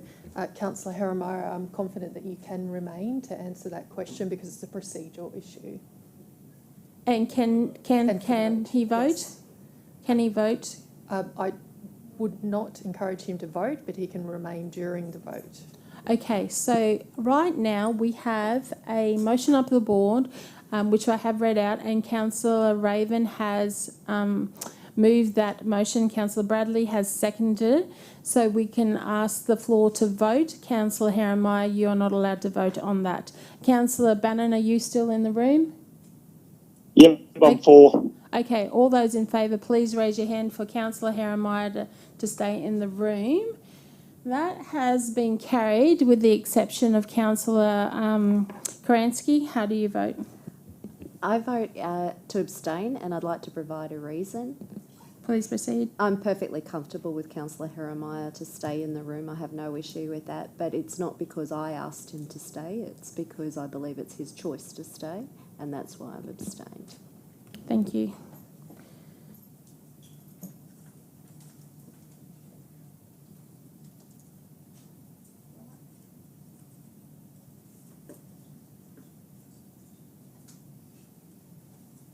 So the records team would just like to make sure that we have got the votes for that particular motion correct. So we've got Councillor Bradley as a yes, Councillor Lane as a yes, Councillor Russell as a yes, Mayor, Deputy Mayor Karansky as an abstain, Councillor Raven as a yes, Councillor Hall as a yes, Councillor Fraser as a yes, Councillor Herremeier, you are unable to vote and we've put you down as abstain. Councillor Bannon as a yes, Councillor Stemp as a yes, Councillor Wilcox as a yes, and Councillor Murphy as a yes. Is that correct?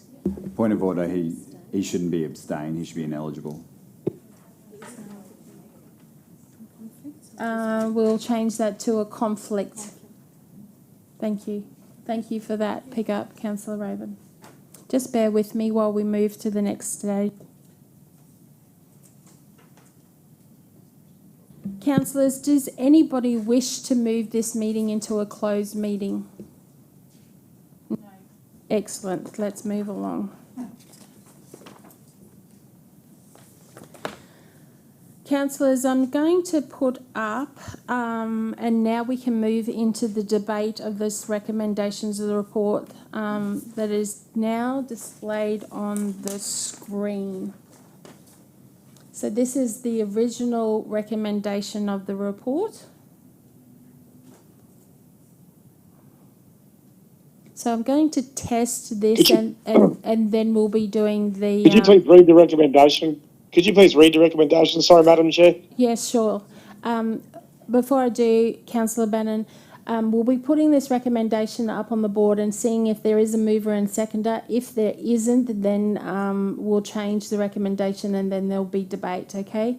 And it says, number one, that the council accepts the conclusions and the recommendations in the independent investigation report, which is in attachment 1 of the report titled Councillor Conduct January 2024. That the pursuit of the Section 150 AG of the Local Government Act of 2009, the council is satisfied that on the balance of probability that the councillor Herremeier has engaged in inappropriate conduct in that he has breached the Code of Conduct for Councillors in Queensland, and the pursuit of in Section 150 AH in brackets A of the Local Government Act 2009, and bear in mind that the conduct was of low-level technical breach without any evidence of dishonesty, council makes an order that no action be taken in relation to this matter. Okay. So, councillors, is there a mover for this motion? Councillor Wilcox has moved that motion. Is there a seconder? No, there's no seconder. Oh, Councillor Raven? I'm happy to second it to speak against it. Councillor Raven has seconded the motion. Right, now that we can go into debate. Councillor Fraser? I just want to be on the list to ask questions. Okay, thank you. So, Councillor Bradley, I have you on the list already. We are going to go into debate. Councillor Jeremiah can stay in the room. He cannot stay for the vote. So we have a mover by Councillor Wilcox and a seconder by Councillor Raven. So I give opportunity first to Councillor Wilcox, followed by Councillor Raven. Then we'll go from questions with Councillor Fraser and Councillor Bradley, and I will just leave it as opened, and then Councillor Lane. Thank you, Councillor Wilcox. Thanks. I do have a question for Councillor Jeremiah. What was the intent of the original Facebook post on the 3rd of August?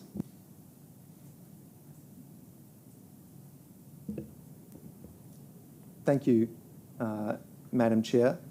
I'm going to specifically answer your question. The intent of the Facebook post on the 3rd of August, number one, is not relevant because the allegation was on the 9th of August. So a Facebook post made on the 3rd of August is not relevant to an allegation made against a Facebook post that was made on the 9th of August.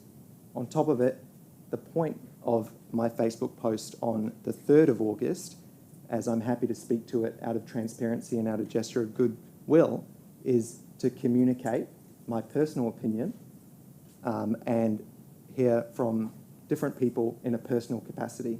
That's why I didn't put Logan City Council on it. That's why I didn't say that this is an important thing for me as a councillor. That's why I didn't use any of the comments, any of the data, any of the likes. I didn't mention it in any council correspondence or any council meetings because it was in my personal capacity.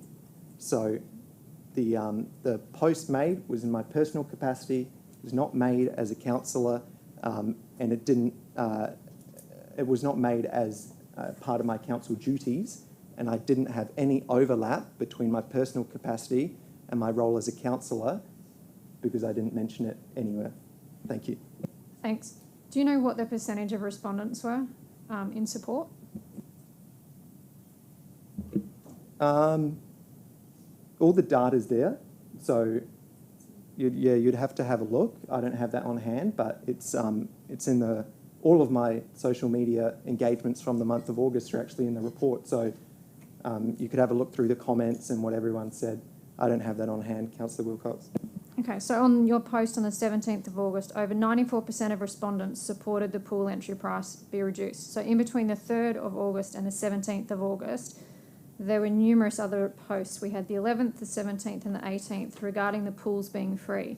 If you had have had a negative response from the respondents in support of the pool entry, would you have put up the motion for council officers to bring forward a report in the reduction of the pool entry fees over summer? Thank you, Councillor Wilcox. The 94% reference, if you look at the quote that was made, was not generated from anything to do with the Facebook post. The 94% of respondents was to do with a physical card that was given out. It has nothing to do with this allegation. It is completely separate. And on top of that, the data that was generated was not referenced. So that 94% is not relevant to this allegation, and it was generated from a completely different action. I beg to differ because it was on a Facebook post regarding the pool entry price, and you stipulated that 94% of respondents supported the pool entry price be reduced. Thank you for the question, Councillor Wilcox. It wasn't really a question, it was more of a comment, so I'll keep going from here. Councillor Wilcox, please let Councillor Jeremiah answer. It wasn't a question for Councillor Jeremiah with that one. I believe that you are going into territory that is probably not needed. So please be mindful of your questions with regards to that, but I will give the opportunity for Councillor Jeremiah just to address that. Thank you, Madam Chair. To answer your question, I'm happy to provide the physical cards that I handed out with physical ticks as to whether or not people support it. I have those physical cards. When I quoted that, I even made reference to the physicality of it. So there's tangible evidence that doesn't support the insinuation and statement that you're making, Councillor Wilcox. I'm happy to provide that evidence on notice. Councillor Wilcox, I'll let you continue, but be mindful that Councillor Heremiah should be able to have a debate back if required. Sure. I do have a question for Anita. The OIA, you said, received 2 complaints. Do we know who the second complaint came from? It was an anonymous complaint, so no. But it came long after the original complaint.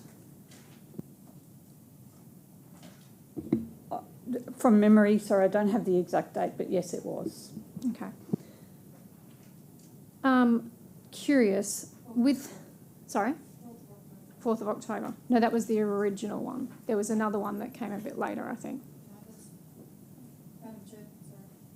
Councillor Lane? Page 318 of the report has a letter to Mr Scott from the OIA. There was 2 complaints, and I think that they were pretty close together, and they were dismissed because there was already a complaint in at the OIA. So the Councillor Code of Conduct 1.3 on page 185 of this report states that we can only use official council electronic communication accounts, e.g. email accounts, when conducting council business. Yes, Councillor Heremiah on his page expressed that they were his views, but he did conduct a survey, he gave updates across multiple posts, then put forward a motion to have our pool fees reviewed for $2 over summer.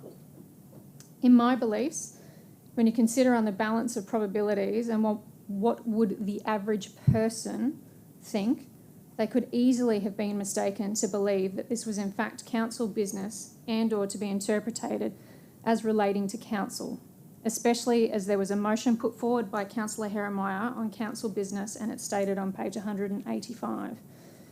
The gathering of information by a councillor is stated that it's informing him or her of an issue of interest to council on which properly falls within the responsibility of council.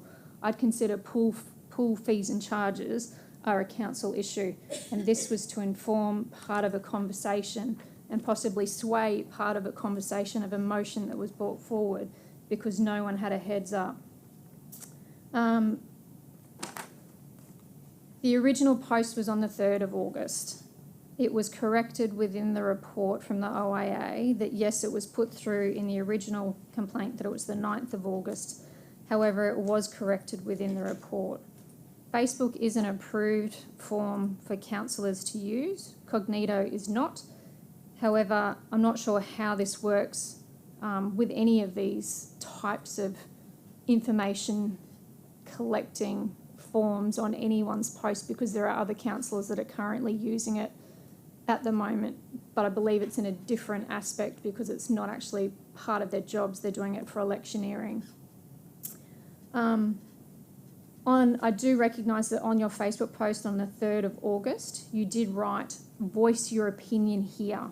I want to know what you think. The idea is to reduce the entry fee for council operating pools during summer. I do note that recently during the storms, there was another Facebook post where you said pools are free with a very small disclaimer at the bottom going, although it is given priority entry to the storm victims. One other question with that one. Did you ever have a conversation with Mr Mayor regarding the pool entry at Hillcrest to be reduced? Councillor Wilcox, I think we need to stay on track with regards to the actual investigation and not go outside the investigation with regards to these questions. So can you keep it to just the investigation? It does form part of it because he was trying to indicate that the pool fees were reduced as part of it. Is that allegation anywhere within the report? So I think that we need to keep it to the report. But you've asked Councillor Heremiah a question, so I'll let him answer. Thank you, Madam Chair. We've received advice from the City Solicitor stating that we have to stay within the scope of the report. Now, I have a personal opinion on pools. I do. That's my personal opinion. But this isn't the platform to debate pool entry fees, and it's not the platform to seek retribution.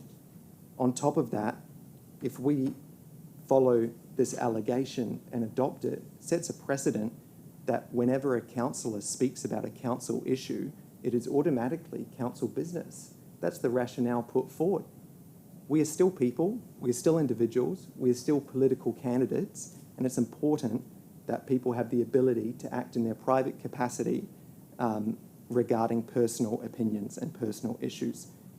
Now, on top of that, the fact that we're speaking about my intent of a Facebook post made in the month of December to do with the Hillcrest pool, not only is it not relevant, but it's speaking to my intent without any evidence, intensely speculative and quite inappropriate.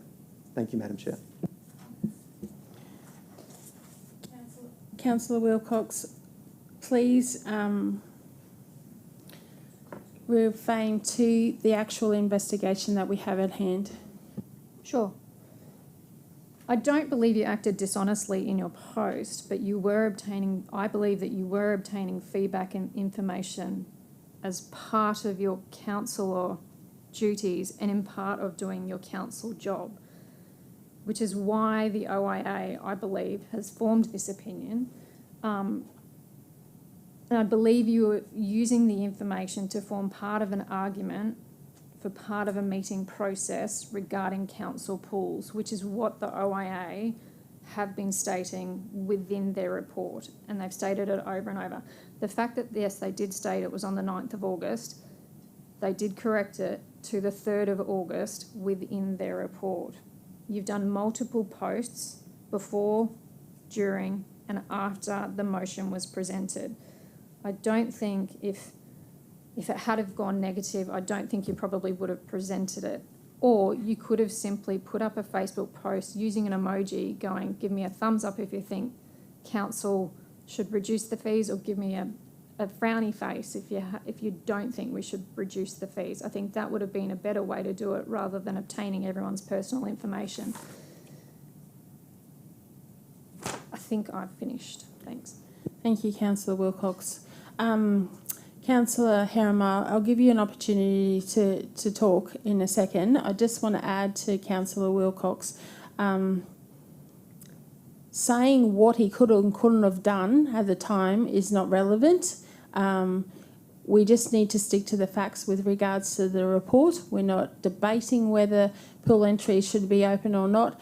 It's all with regards to how information was collected and how it was used. Councillor Herrimer, and then we'll move on. Thank you, Madam Chair. To answer that question, I'm going to address 2 points that were made by Councillor Wilcox, and I thank Councillor Wilcox for making her opinion clear. Number one, the first submission is that I was gathering data to form an argument in a council meeting. If that was the case, the data generated from the social media material would have been used in a council meeting. But the facts are true, and the facts say that they weren't. I am happy to sign an affidavit saying that this data was not used in any council meeting or any council committee meeting or ordinary council, because it wasn't, and the evidence shows that. On top of it, there was a submission made that the OIA formed this opinion based on that. The only opinion the OIA has formed is to refer it back to council for investigation.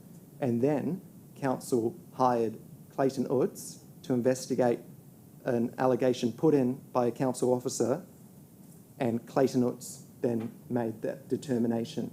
So all the OIA did was refer it back to council. So they didn't give any credence or support to back in that submission that Councillor Wilcox has made. Thank you, Madam Chair. Thank you, Councillor Herrimer. So I have a few councillors. Councillor Raven, you are next, then Councillor Bradley, Councillor Fraser, Councillor Lane, Councillor Kerensky, and then myself. So Councillor Raven, and can we please keep it on track and about the report? Thank you.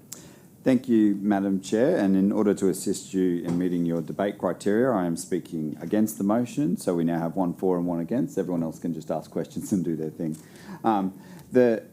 Before I begin, I just want to say that this motion, Clause 3, says that, bearing in mind this conduct was a low-level technical breach without evidence of dishonesty, but we've spent $28,000 of ratepayers' money to determine that. I think that is a atrocious waste of resources, and we need to adjust the policy so that there's a limit on what council can spend on these without coming to council to request more. Surely we could have done an initial check that said, is this a serious matter or is this a minor matter? It's a minor matter. Clayton Utz, you only spend up to $4,000, which is what the HR companies tend to do. I think going this far, I've just been criticised this week for spending $8,000 on a bin, $28,000 on a 300-page report over a very low-level issue does not pass the pub test by any benchmark, and we need to fix that policy. Moving on to the allegation before us, I just want to remind councillors what we're asking questions about. So the summary, which you can find on page 179, outlines it pretty clearly that A, the councillor has engaged, the councillor has engaged in conduct as alleged by the OIA, that B, has contravened the requirements set out in the Council Code of Conduct to only use official electronic communication accounts when conducting council business. That's essentially what we're talking about, because C says, because the report believes that the councillor has conducted council business using a non-approved electronic communication platform, that it's inappropriate conduct. I disagree with that.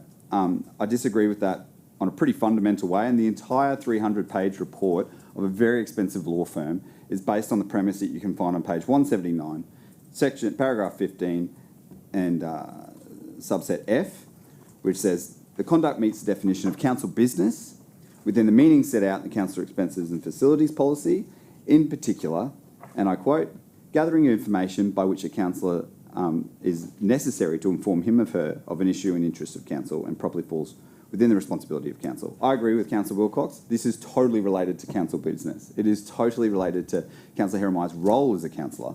I don't think it's council business. And I want to demonstrate that in a really clear and simple way, and hopefully we can all get back to our day. So if I talk to you about the word necessary, the definition of the word necessary is that it needed to be done, achieved or present, that it's essential. Councillor Heremeyer, was it essential that you collected that information for you to bring the motion before council? No. Cool. So straight away, it's not council business, because by own definition under the policy, which this entire report is premised on, it must be necessary. He could have brought that report up without talking to anyone. He chose, as a councillor who believes in community engagement, making sure he understands what his community is interested in, to do a form of community engagement that he was comfortable with. That form of community engagement was to collect information through a Facebook post, which he clearly outlined, had disclaimers all over it saying, this is my personal opinion. Do I like the Facebook post? Not particularly. I think it's very political in nature, because he's trying to create public pressure so that when he comes into this room, he can say, I've got the support of my community. But again, political behaviour is not council business. It's explicitly not council business. So when we look at what the definition of council business is and using electronic communication to conduct council business, I think he hasn't met that criteria at all. So the entire $28,000 report is based on that one premise, that he was conducting council business and that it's necessary for him to collect information in this way for it to be council business, and it's not. He said it's not. I don't think it is. We all know that you could come into this room, you could raise a motion on the basis of not collecting information in the first instance. It still wouldn't be considered council business. Councillor Heremeyer, have you used this data? So the Information Privacy Act is very concerned about how and why you collect it and then what you use it for. Now, you said you haven't used it in the creation of the report, like when you came to council and did council business in this place. Have you used it for any other purpose? No. Okay, cool. So you've collected information. You've collected it with a disclaimer saying that it's you personally collecting it. It's not part of a council program. And then you haven't used it for any purpose. You haven't used it for any political purpose. You haven't used it to contact people in relation to this matter? No. Great. So if the concern is slightly outside the allegation, which is we're not comfortable with you collecting information and potentially using it for political purposes, that's actually not what the allegation is. The allegation is that he undertook council business using a non-approved platform. I don't think that's the case, and I'm very happy to vote against this motion. I do agree, though, with Councillor Wilcox, and she's right. It is totally his job as a councillor to listen to people, to ask their opinions first, and to do it. But there's lots of things I do every day as a councillor that is not council business, but the community entirely expects me to do those things. There's nothing in the Councillor Code of Conduct that says I must respond to Facebook posts, but I do. So it's not council business. It could be a public record. I see Meryl's in the room. If I refer to a decision or a way that I got to a decision, that doesn't make it council business by default. And so therefore, I don't think he's breached his code of conduct.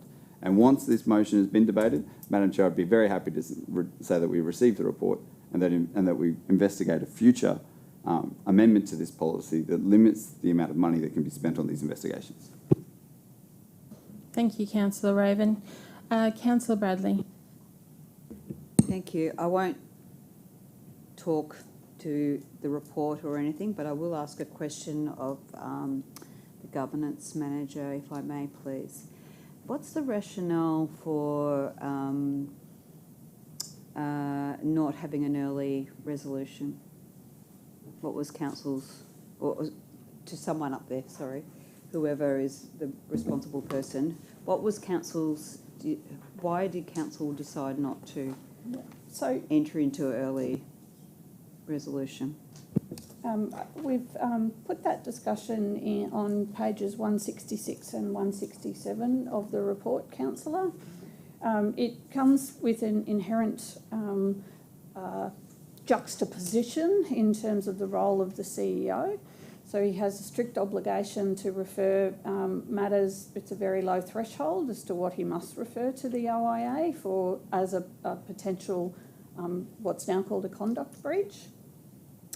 And the OIA, any letters that I've seen referring back to investigation will always say you can consider early resolution.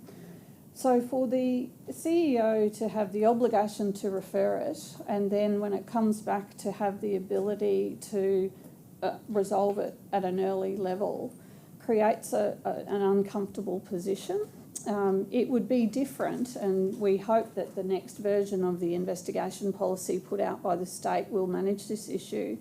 We would hope that it would clarify that early resolution is appropriate where there's a third-party complainant that the CEO could engage with to determine whether they are happy with the outcome. But otherwise, in this circumstance, it's a bit like the CEO having a discussion with his two selves. So it just doesn't seem right. So on the balance of, there was never going to be a right answer here, so he could have made a decision to resolve it early, and people in this room may have felt aggrieved by that. And so he made the decision to refer it to council for consideration and to refer it for investigation. Thank you so much. I'm glad you clarified that, because once upon a time it was the CEO that determined the outcome, and that got changed a few years ago. And that actually put the CEO in an awkward position too. So probably the CEO would have gone, this is the decision, whereas the councillor decision might be totally different. But anyway, I will wait for next week to talk more. Thank you. Councillor Fraser. Thank you, Madam Chair. My question's for Councillor Jeremiah. So you used the platform Cognito. Why was that one chosen over others, and who else has used them in the past, I guess, if you're aware? Thank you, Madam Chair.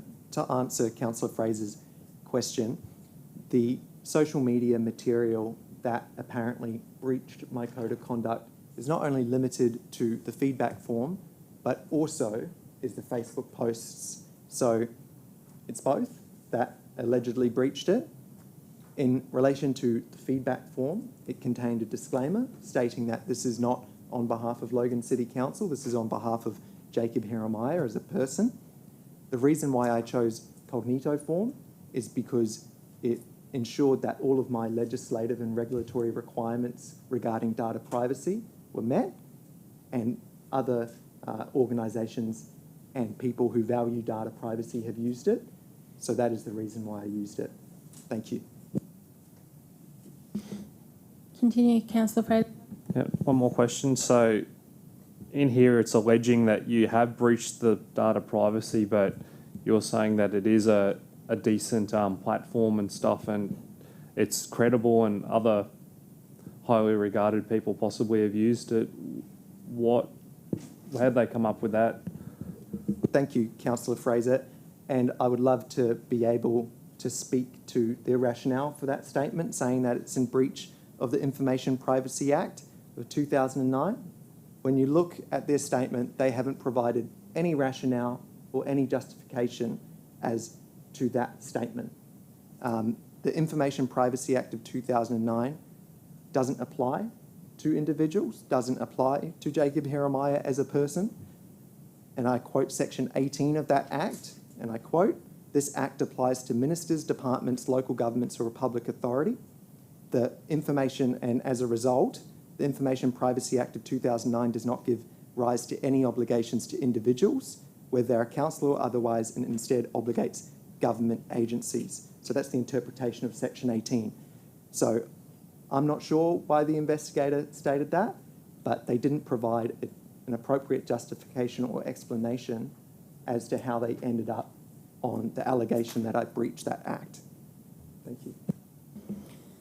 Thank you, Councillor Fraser and Councillor Jeremiah. Just a quick question to add to that, to the officers. Is there any current approved platform for collecting information for a councillor? So in the report, they're stating that this particular platform was not approved by council, but is there any particular platform within council that is approved?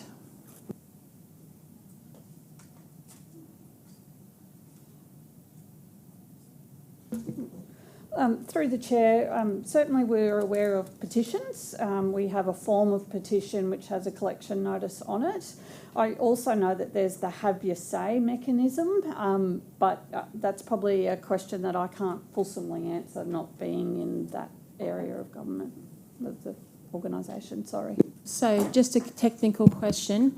So if, and I'm sure most of the councillors in this room have used Have Your Say and the petition platform. However, they are run by council and we can share those platforms for our residents to fill in, but then that information is wholly and solely used by the organisation and not given back to any councillors. Is that correct?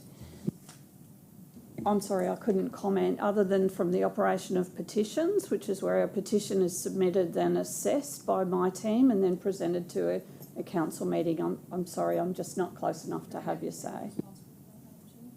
Councillor Lane, do you want to add to that? Because you're Thanks. next on the... Yeah, Madam Chair, can we get the people responsible for the Have Your Say or whoever's in charge of that section just to clarify? Because my understanding is like yours, that once we push something through to that, then the councillor has no right to it at all. In fact, the material that comes back to us can take a considerable amount of time. So I'd really prefer, if I'm going to make a decision about the use of an external thing, to actually understand. I'm pretty sure I understand what council does, but I want it on the public record for Councillor Jeremiah's and everyone else's benefit. From my understanding and my use of the Have Your Say, I've been able to have the information of the comments of what has come back, but I've never ever been given any information with regards to the actual people making those comments. But maybe if the team could flick a email or a question in progress, thank you very much, and we'll come back to that. I have Councillor Karansky. Thank you, Madam Chair. A couple of comments that I'd like to make. Firstly, to the ratepayers of Logan who have tuned in for this, I am just dreadfully sorry for all of the red tape and expense that has been spent on this particular issue. So I apologise. We're talking about 28 grand, but let's be real. How much was spent on the Office of the Independent Investigator doing their work on this particular thing? How much time was spent by officers within this building on this particular issue? And have a look at how many of us are sitting in this room debating this for how long now? The waste is horrendous, and I apologise to the ratepayer for that. No value for money here. Moving on, I have no doubt that Councillor Jeremiah is actually acting with good intent, so I don't see that as an issue here, and I think that he's doing his level best to represent his constituents. I also think that when I first saw the Facebook page, it raised a couple of eyebrows, and I also saw it as perhaps a little political in nature, which is, of course, with his prerogative to be able to do that. I take on board Councillor Raven's comment. So here we are debating whether He undertook council business using a council platform. I remember us raising this, actually, Councillor Raven and I, when we were first elected, about Facebook pages, who owns them, and so on. And I had no doubt this would come back, and here we are. And the reality is, whichever way we go today, we actually won't resolve that issue of who has ownership over their Facebook pages. Mind you, that's not the heart of the issue today. Interesting how the early resolution opportunity was not afforded to Councillor Jeremiah. Could have saved us all a lot of pain, time and money. But equally, this is the system that we're all caught up in, and I respect that the OIA, well, I'll put that slightly differently. I think it's unfortunate the OIA didn't make the determination, kick the can down the road, back to the CEO. I understand why the CEO couldn't make the determination, and now it's been kicked down the road for me to police my colleague on what is deemed a really minor infringement. Frankly, I'm just not prepared to do it. I don't think I've got the necessary qualifications to make the determination, and I'll be abstaining whatever goes up today. This needs to be a loud lesson, going back to the powers that be, that this isn't an inappropriate way to manage councillor issues. And I'm not prepared to do it. So when the vote comes up, it'll be abstain from me, which will fall in the negative. Thank you, Councillor Kransky, for your input in that. I tend to agree with what you have said today. I misled the opportunities for Councillor Lane to have her questions, so please proceed, Councillor Lane. Thanks very much, Madam Chair. The most interesting part about this allegation is that the first allegation went up to the OIA, and the OIA investigated that. A second allegation or complaint went in that was different to the first one. And the first one was about the misuse of council or using council in his Facebook post and doing the business of council and storing information. The second one was actually about the storing of information and using it for political purposes or electioneering. And the OIA dismissed it on the basis that there was already a complaint underway for something similar or like it. And it's not like it, it's completely different to it. And on reading this, I sort of thought, well, why wouldn't we investigate both? Or because both weren't referred back to us. So my question is there a team at council that looks at our Facebook posts on a daily, as part of their daily program? Was the initial complaint generated by the org? Sorry, Councillor, in terms of the first question, is there a team of people that look at councillor Facebook pages every day? Certainly not me or my team. Whether the marketing and events or any of the corporate comms teams do, I couldn't comment. In terms of the second element of that question, which was, did the original complaint, it wasn't a complaint, it was a notification as we are required to do under section 150R. I try to make a distinction there. Yes, it did come from the officers, as that information had come to officers, and as I alluded to earlier, there's a threshold that's very low that requires us to do that. No, I understand that. And one of the interesting parts is when I saw the post, I thought, oh my God, you're joking me. $2 entry to the pool, 100 people go to my pool and it'll be full. That was my first thought. It wasn't that it was, trying to change the way council conducts its business. It was actually looking at whether or not you could start a conversation, obviously for purposes known to Councillor Jeremiah, with his community. And we do that on a daily basis. And we refer to things. The Youth Hub is a good example of it. What services would you like to see in the Youth Hub? We had council officers doing community consultations on that, and I did my own. The difference is I didn't put it to a third party as a holding pattern for the information. I find it difficult to understand, and I'm with Councillor Kransky in many respects on this, that we can't look at something and say, is this a reasonable expectation of a person doing their job versus the absolute correctness or the inference that it may fall under a complaint within a certain section of a council policy as defined by the person who believes it falls within that. So it's a matter of opinion by someone within the org who then refers it, and then the CEO is obligated to actually send it off. I understand why the CEO brought it back to us. I understand why it went for investigation. 28 grand is nothing to sneeze at. And particularly for blank papers with blackout areas, I was quite astounded by that. My confusion is I understand we work within the state government legislation, but it's our interpretation of what it is that really does matter. And we've now had 5 months of this complaint where a councillor has sat back and felt the angst of it, the anxiety of it in doing his job.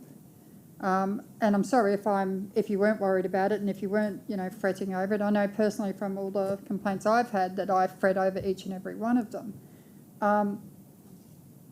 In the course of doing their job, someone has the belief that a council policy may have been breached, misused or misunderstood, and we have 5 months of investigations, of angst, of anxiety, of worry, and the thought that, do I continue servicing my community to the best of my ability using Facebook posts, or do I just shush? And I never want to shush. I don't, and I never probably will. I'm not blaming officers for referring this. I'm just simply saying I don't understand what the original referral was for. The second one, I get it completely. If someone wanted to complain about their data being held in, Timbuktu, US, wherever it is, that's reasonable. The first one was someone's interpretation of what council's policy meant for that. My first gut instinct was he's trying to change the price of the pools for my pool, and my pool won't fit that many people in. But then I looked at it and I thought, mine's not a council-operated pool. It's a privately run, so I kind of breathed a little sigh of relief, but not really, because I thought it was a good post. Didn't like it, but I thought it was a good post. So we're here debating whether or not his intentions were to be deceptive, to misuse council policy, to misuse his own Facebook account that he pays for, that he has the administrative responsibilities for, that council has no administrative duties over, other than to collect information under the record-keeping thing as required by the CEO. Did he do the wrong thing on his Facebook page? And my answer is no, it's not. So, yeah, that's all I've got. Thank you, Councillor Lane. I'm going to wrap it up, but I do note that there's some council officers that have come in. Would that be with regards to, is there any approved platforms? Have we got any information with regards to that? Would you like to enter into the conversation, Paula?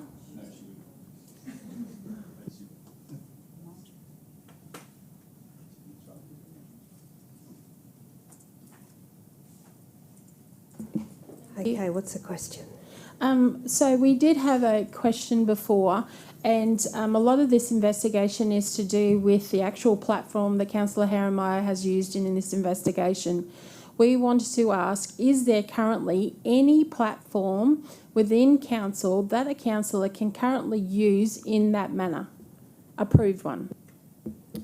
We have the Have Your Say platform, which is our corporate platform. So we would use that with councillors relating to a project where we have a formal community engagement plan associated with that. So we did one recently with Councillor Hall around the water tower and how that worked.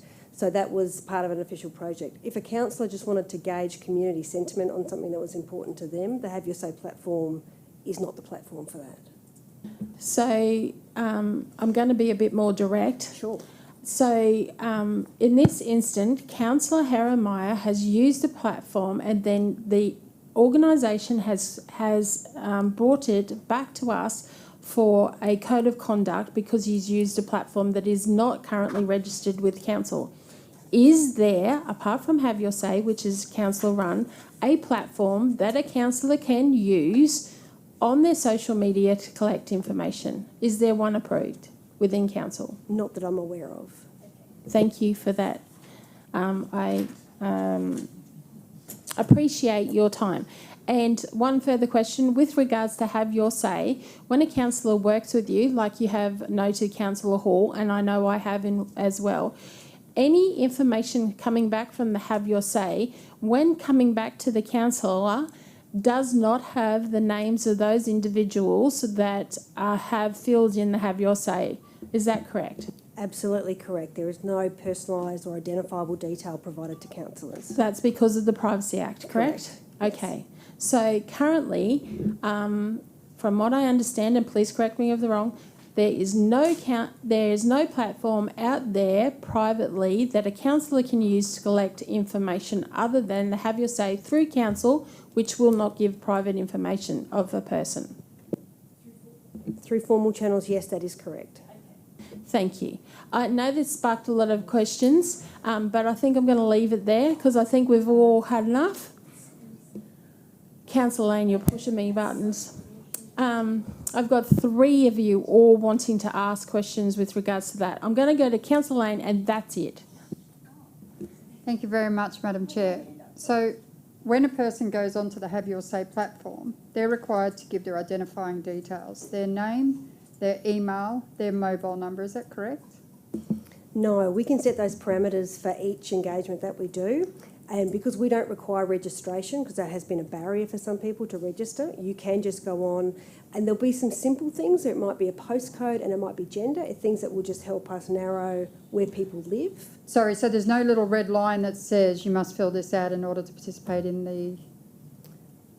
No, unless, as I said, there's a whole range of things that we can tick boxes to that will give triggers for people to have to fill that information in, and we do it on a case-by-case basis. But generally, no. I think at a bare minimum we would get postcode because that is meaningful information as to, to make sure that the people who are participating in that engagement actually live in Logan. Well, it's been a while since I've been on Have Your Say, so last time I did it, I had to supply my details in order to... No, you definitely should never have to give your email address because we don't require that. Certainly not in my time in this role, we haven't required that. But as a good best practice, I would always want to have a bit of an age range and that postcode. And what do you do with the information? Well, we then use that to help with decision making. So it Where do you generates a store it? report. It's stored on the back end of the Have Your Say platform, which has been audited to make sure that it meets all of our privacy requirements. And the reports that are generated from that are saved into DM. But they're all de-identified. Okay, thank you. Thank you, Councillor Lane. I think we're getting away from the report here if we're going to go into this further. But I do note that Councillor Hall has not had any opportunity to speak. I'll give you this opportunity and then I'm stopping it and we'll do the vote. Yeah, I just have a simple question for the officers, and that is, do you consider that everything we do on our council pages is council business? I think the test that, the position that the investigator has put is that there will be some things that are council business and there are some that are not. Okay, thank you, Councillor Hall. Is that enough? Yeah, because I'd be very worried about my croaky videos being considered as council business. Okay, I think that's enough. Thank you, Councillor Hall. Okay, before we go to a vote, I know that we have 2 possible motions, but Councillor Herrenmeyer, I have stated before previously that you must leave the meeting now to do the vote. Could I ask that you please leave the room? Thank you. So it's a process question. Yes. Thank you. Can I just quickly ask, should this fail, is it necessary for another Yes. motion to go up? Yes. Okay. So what we will be doing is putting this motion up. We've already got a mover and a seconder. Then we'll be doing the vote. Councillor Herrenmeyer can't stay in the room while the vote is happening. Then I'll bring him back in. We'll do the next motion and then we'll do the vote again. If this particular motion does not pass. So Councillor Herrenmeyer, would you please leave the room? Thank you very much. So Councillor Herrenmeyer has left the room, just for the record. Councillor Wilcox has moved the motion. You have a question? Yes, Councillor Wilcox? Under rules of debate, because I actually put the motion forward, am I allowed to actually finish out the rules of debate? With regards to? It normally comes back to the first person.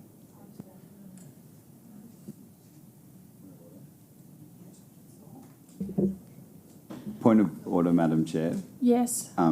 We haven't entered rules of debate. You just needed a debate to meet the criteria under the standing orders.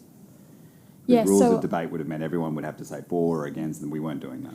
I allowed for the mover and the seconder, but to give the opportunity to the councillors that are in this room, I did not follow the rules of debate, but I gave everybody the opportunity to have their say. So I'm going to move on with the motion. So Councillor Wilcox has moved it. Councillor Raven has seconded it. By way of show of hands, can you please decide which way you're going to vote, please? I'm asking you to vote, please. All in favour, please raise your hand.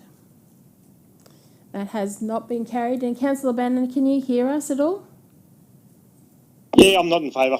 Okay, so that we'll go around the room just for the record. So can you please tell our committee, please, how you vote, so we make sure that we have the record correct. Councillor Bannon, Councillor Bradley. I'm going to abstain just so I can actually give a reason why I'm abstaining. Oh. So, Go ahead, Councillor Bradley. you said Councillor Raven, didn't you? Go ahead, please, Councillor Bradley. Thank you. I've done a survey before on my councillor Facebook. I was going to ask a question in relation to that, but I didn't get that opportunity. And council officers used that survey in a report about Springwood. So I'm just going to leave it at that. Councillor Lane. Against. Councillor Russell. Against. Councillor Kerensky. Abstain for the reason that I don't feel qualified to make the determination. Councillor Raven. Against. Councillor Hook. Against. Councillor Fraser. Against. Councillor Stamp. I'm abstaining also. Councillor Wilcox was for. Councillor Bannon has sent me a message saying he's against and I'm against as well. And Mayor Power is away. Councillor Wilcox, you were for. Councillor Bannon, if you're there, can you say, please, how you vote? Against. Thank you. So that has not been carried. Councillor Wilcox, you were for? Yeah, no. Yeah. That has not been carried. So we'll put the second motion up on the board, which we had prepared. Just processing, and I'll ask Councillor Jeremiah to come back in if possible, please. Should be in here for this vote either. He can be in here for the mover and the seconder, but he can't be in here for the vote.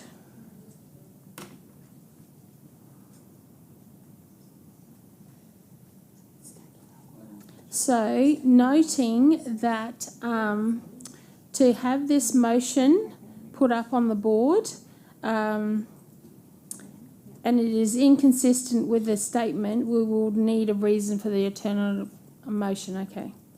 So I'll read that again. Councillor Jeremiah, that last motion did not get carried. So we are now putting the second motion up on the board. And Councillor Bannon, just for your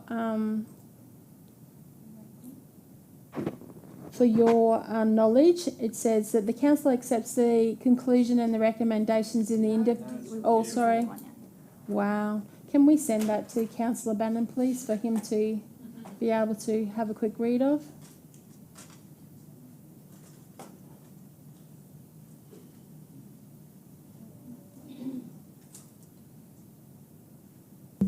And can we amend the motion because it's inappropriate, not appropriate conduct?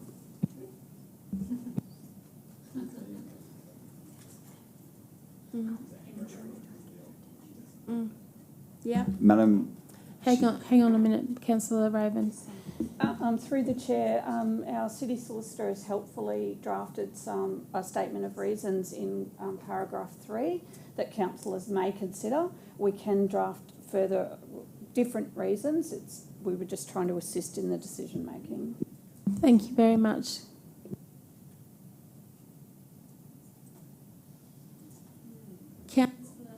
Where was that change needed to be made? Sorry, Madam Chair. I just read item 2. It says the pursuant to section 150 of Local Government Act, Council decides that Councillor Jeremiah has not engaged in appropriate conduct. Inappropriate. Yep. Thank you. We're just trying to amend that now.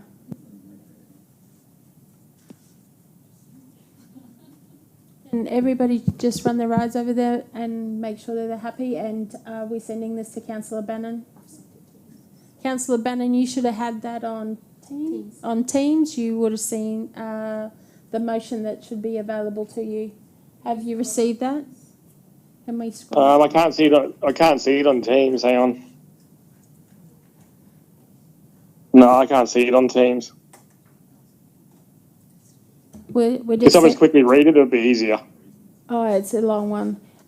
We're just sending it to you via email now. Okay.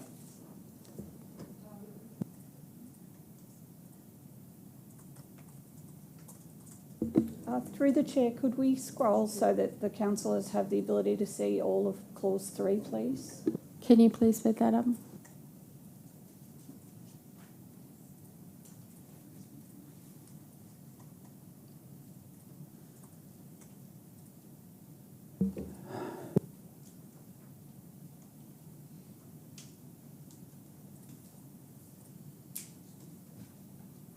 Councillor Bannon, have you received your email?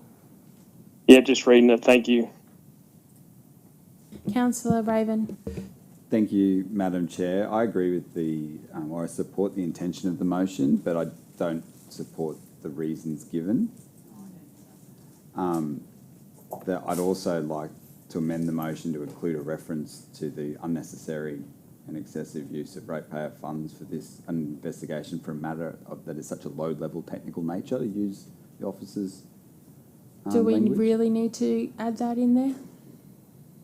Everybody in this room felt very uncomfortable with the amount of money spent on that.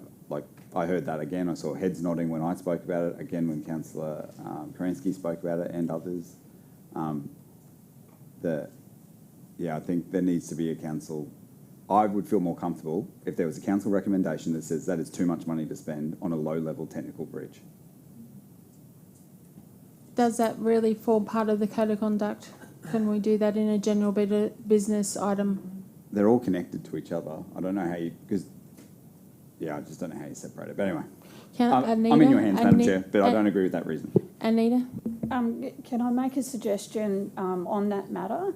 So as a result of the legislative changes that happened in November, the state will be issuing a new model investigation policy, which will require me to come before council with an amended investigation policy.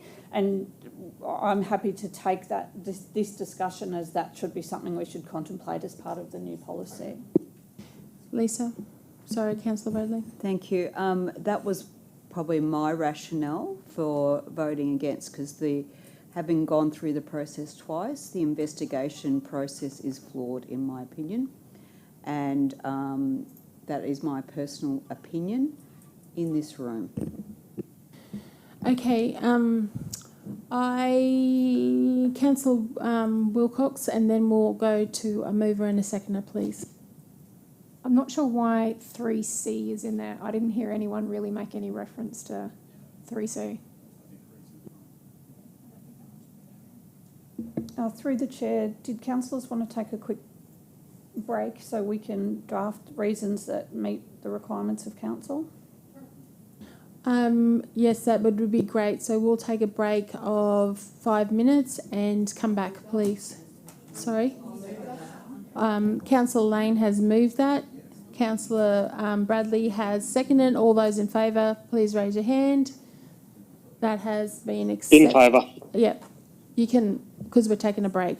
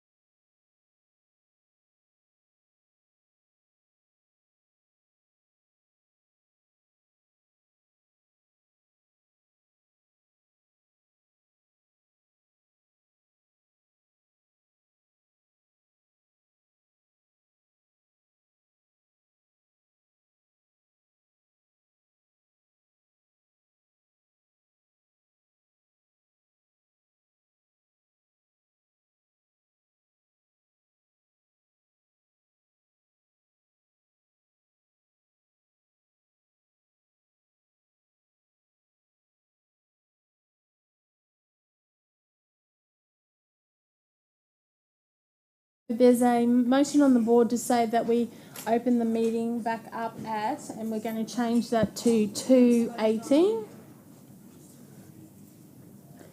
And we may, no, Scott's still there. Yep. So there's a motion on the board that we come back at 2:18. Can I get a mover for that, please? Councillor Raven.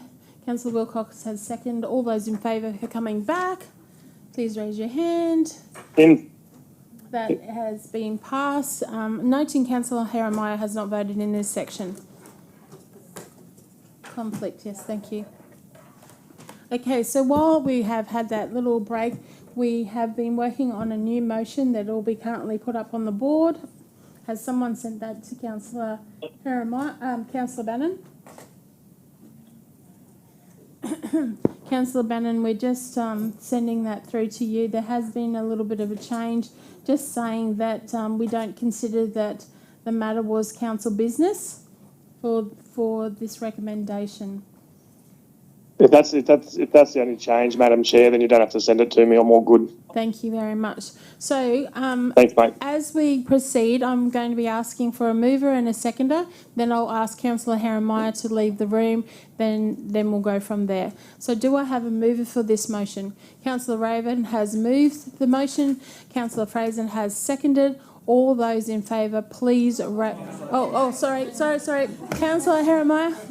Sorry, that went way faster than I thought, and I forgot about you. So we just wait for Councillor Jeremiah to leave the room. So Councillor Raven moved it, Councillor Fraser seconded it. Councillor Jeremiah has now left the room. All those in favour, please raise your hands now. Okay, as we go around the room, can you please say how you vote? Councillor Bradley. For. Councillor Lane. I'm going to abstain, and the reasons are that I don't quite agree with the reasons on the board. Thank you. Councillor Russell. For. Councillor Kransky. Abstain, and the reason being that I don't feel qualified to make the determination. Thank you. Councillor Raven. For. Councillor Hall. For. Councillor Fraser. For. Obviously, Councillor Jeremiah is out of the room. Councillor Stemp. Abstaining. Councillor Wilcox. Against. Councillor Bannon. For. And myself is for. So just check those numbers. Mayor Powers away. And that has been carried. Thank you. Can someone please invite Councillor Jeremiah back into the room?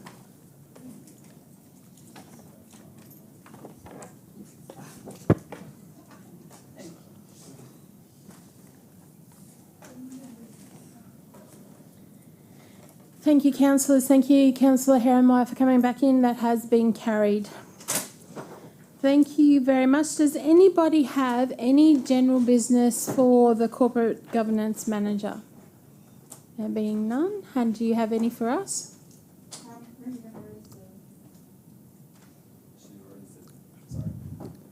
Councillor Raven? Councillor Lane's asked me if I'm going to raise a motion in regards to the cost of the investigation, based on the assurances of the Corporate Governance Manager that she's going to bring forward, that Anita, not she, will bring forward a new investigation policy as part of the model investigation policy changes that the state government's implementing. I trust that there'll be some process where we can limit the amount of expenditure. Yep, and I trust that that'll come back, so I don't feel I need to put a motion for it specifically. Thank you, Councillor Raven. Does anybody have any general business for the Director at all? Do you have any for us? No? Oh, Councillor Lane. Director, when we were discussing ideas for future budgets at a thing last year, an idea was raised, and I'm wondering how far that idea has progressed on the fortnightly payments idea. Can you remind him a little bit about fortnightly repayments? No, I can't. Okay, all right, thank you. So I take it that you're just... withdrawing it, thank you. Thank you, Councillor Lane. We all have had one of those days today. It has been a very long day today. We have done all 4 committees today, and here we are at 2:23. So that concludes today's agenda. Thank you very much. I declare that the governance meeting dated the 16th of the 1st, 2024, happy birthday, Mum, is concluded at 2:23 p.m. Thank you very much.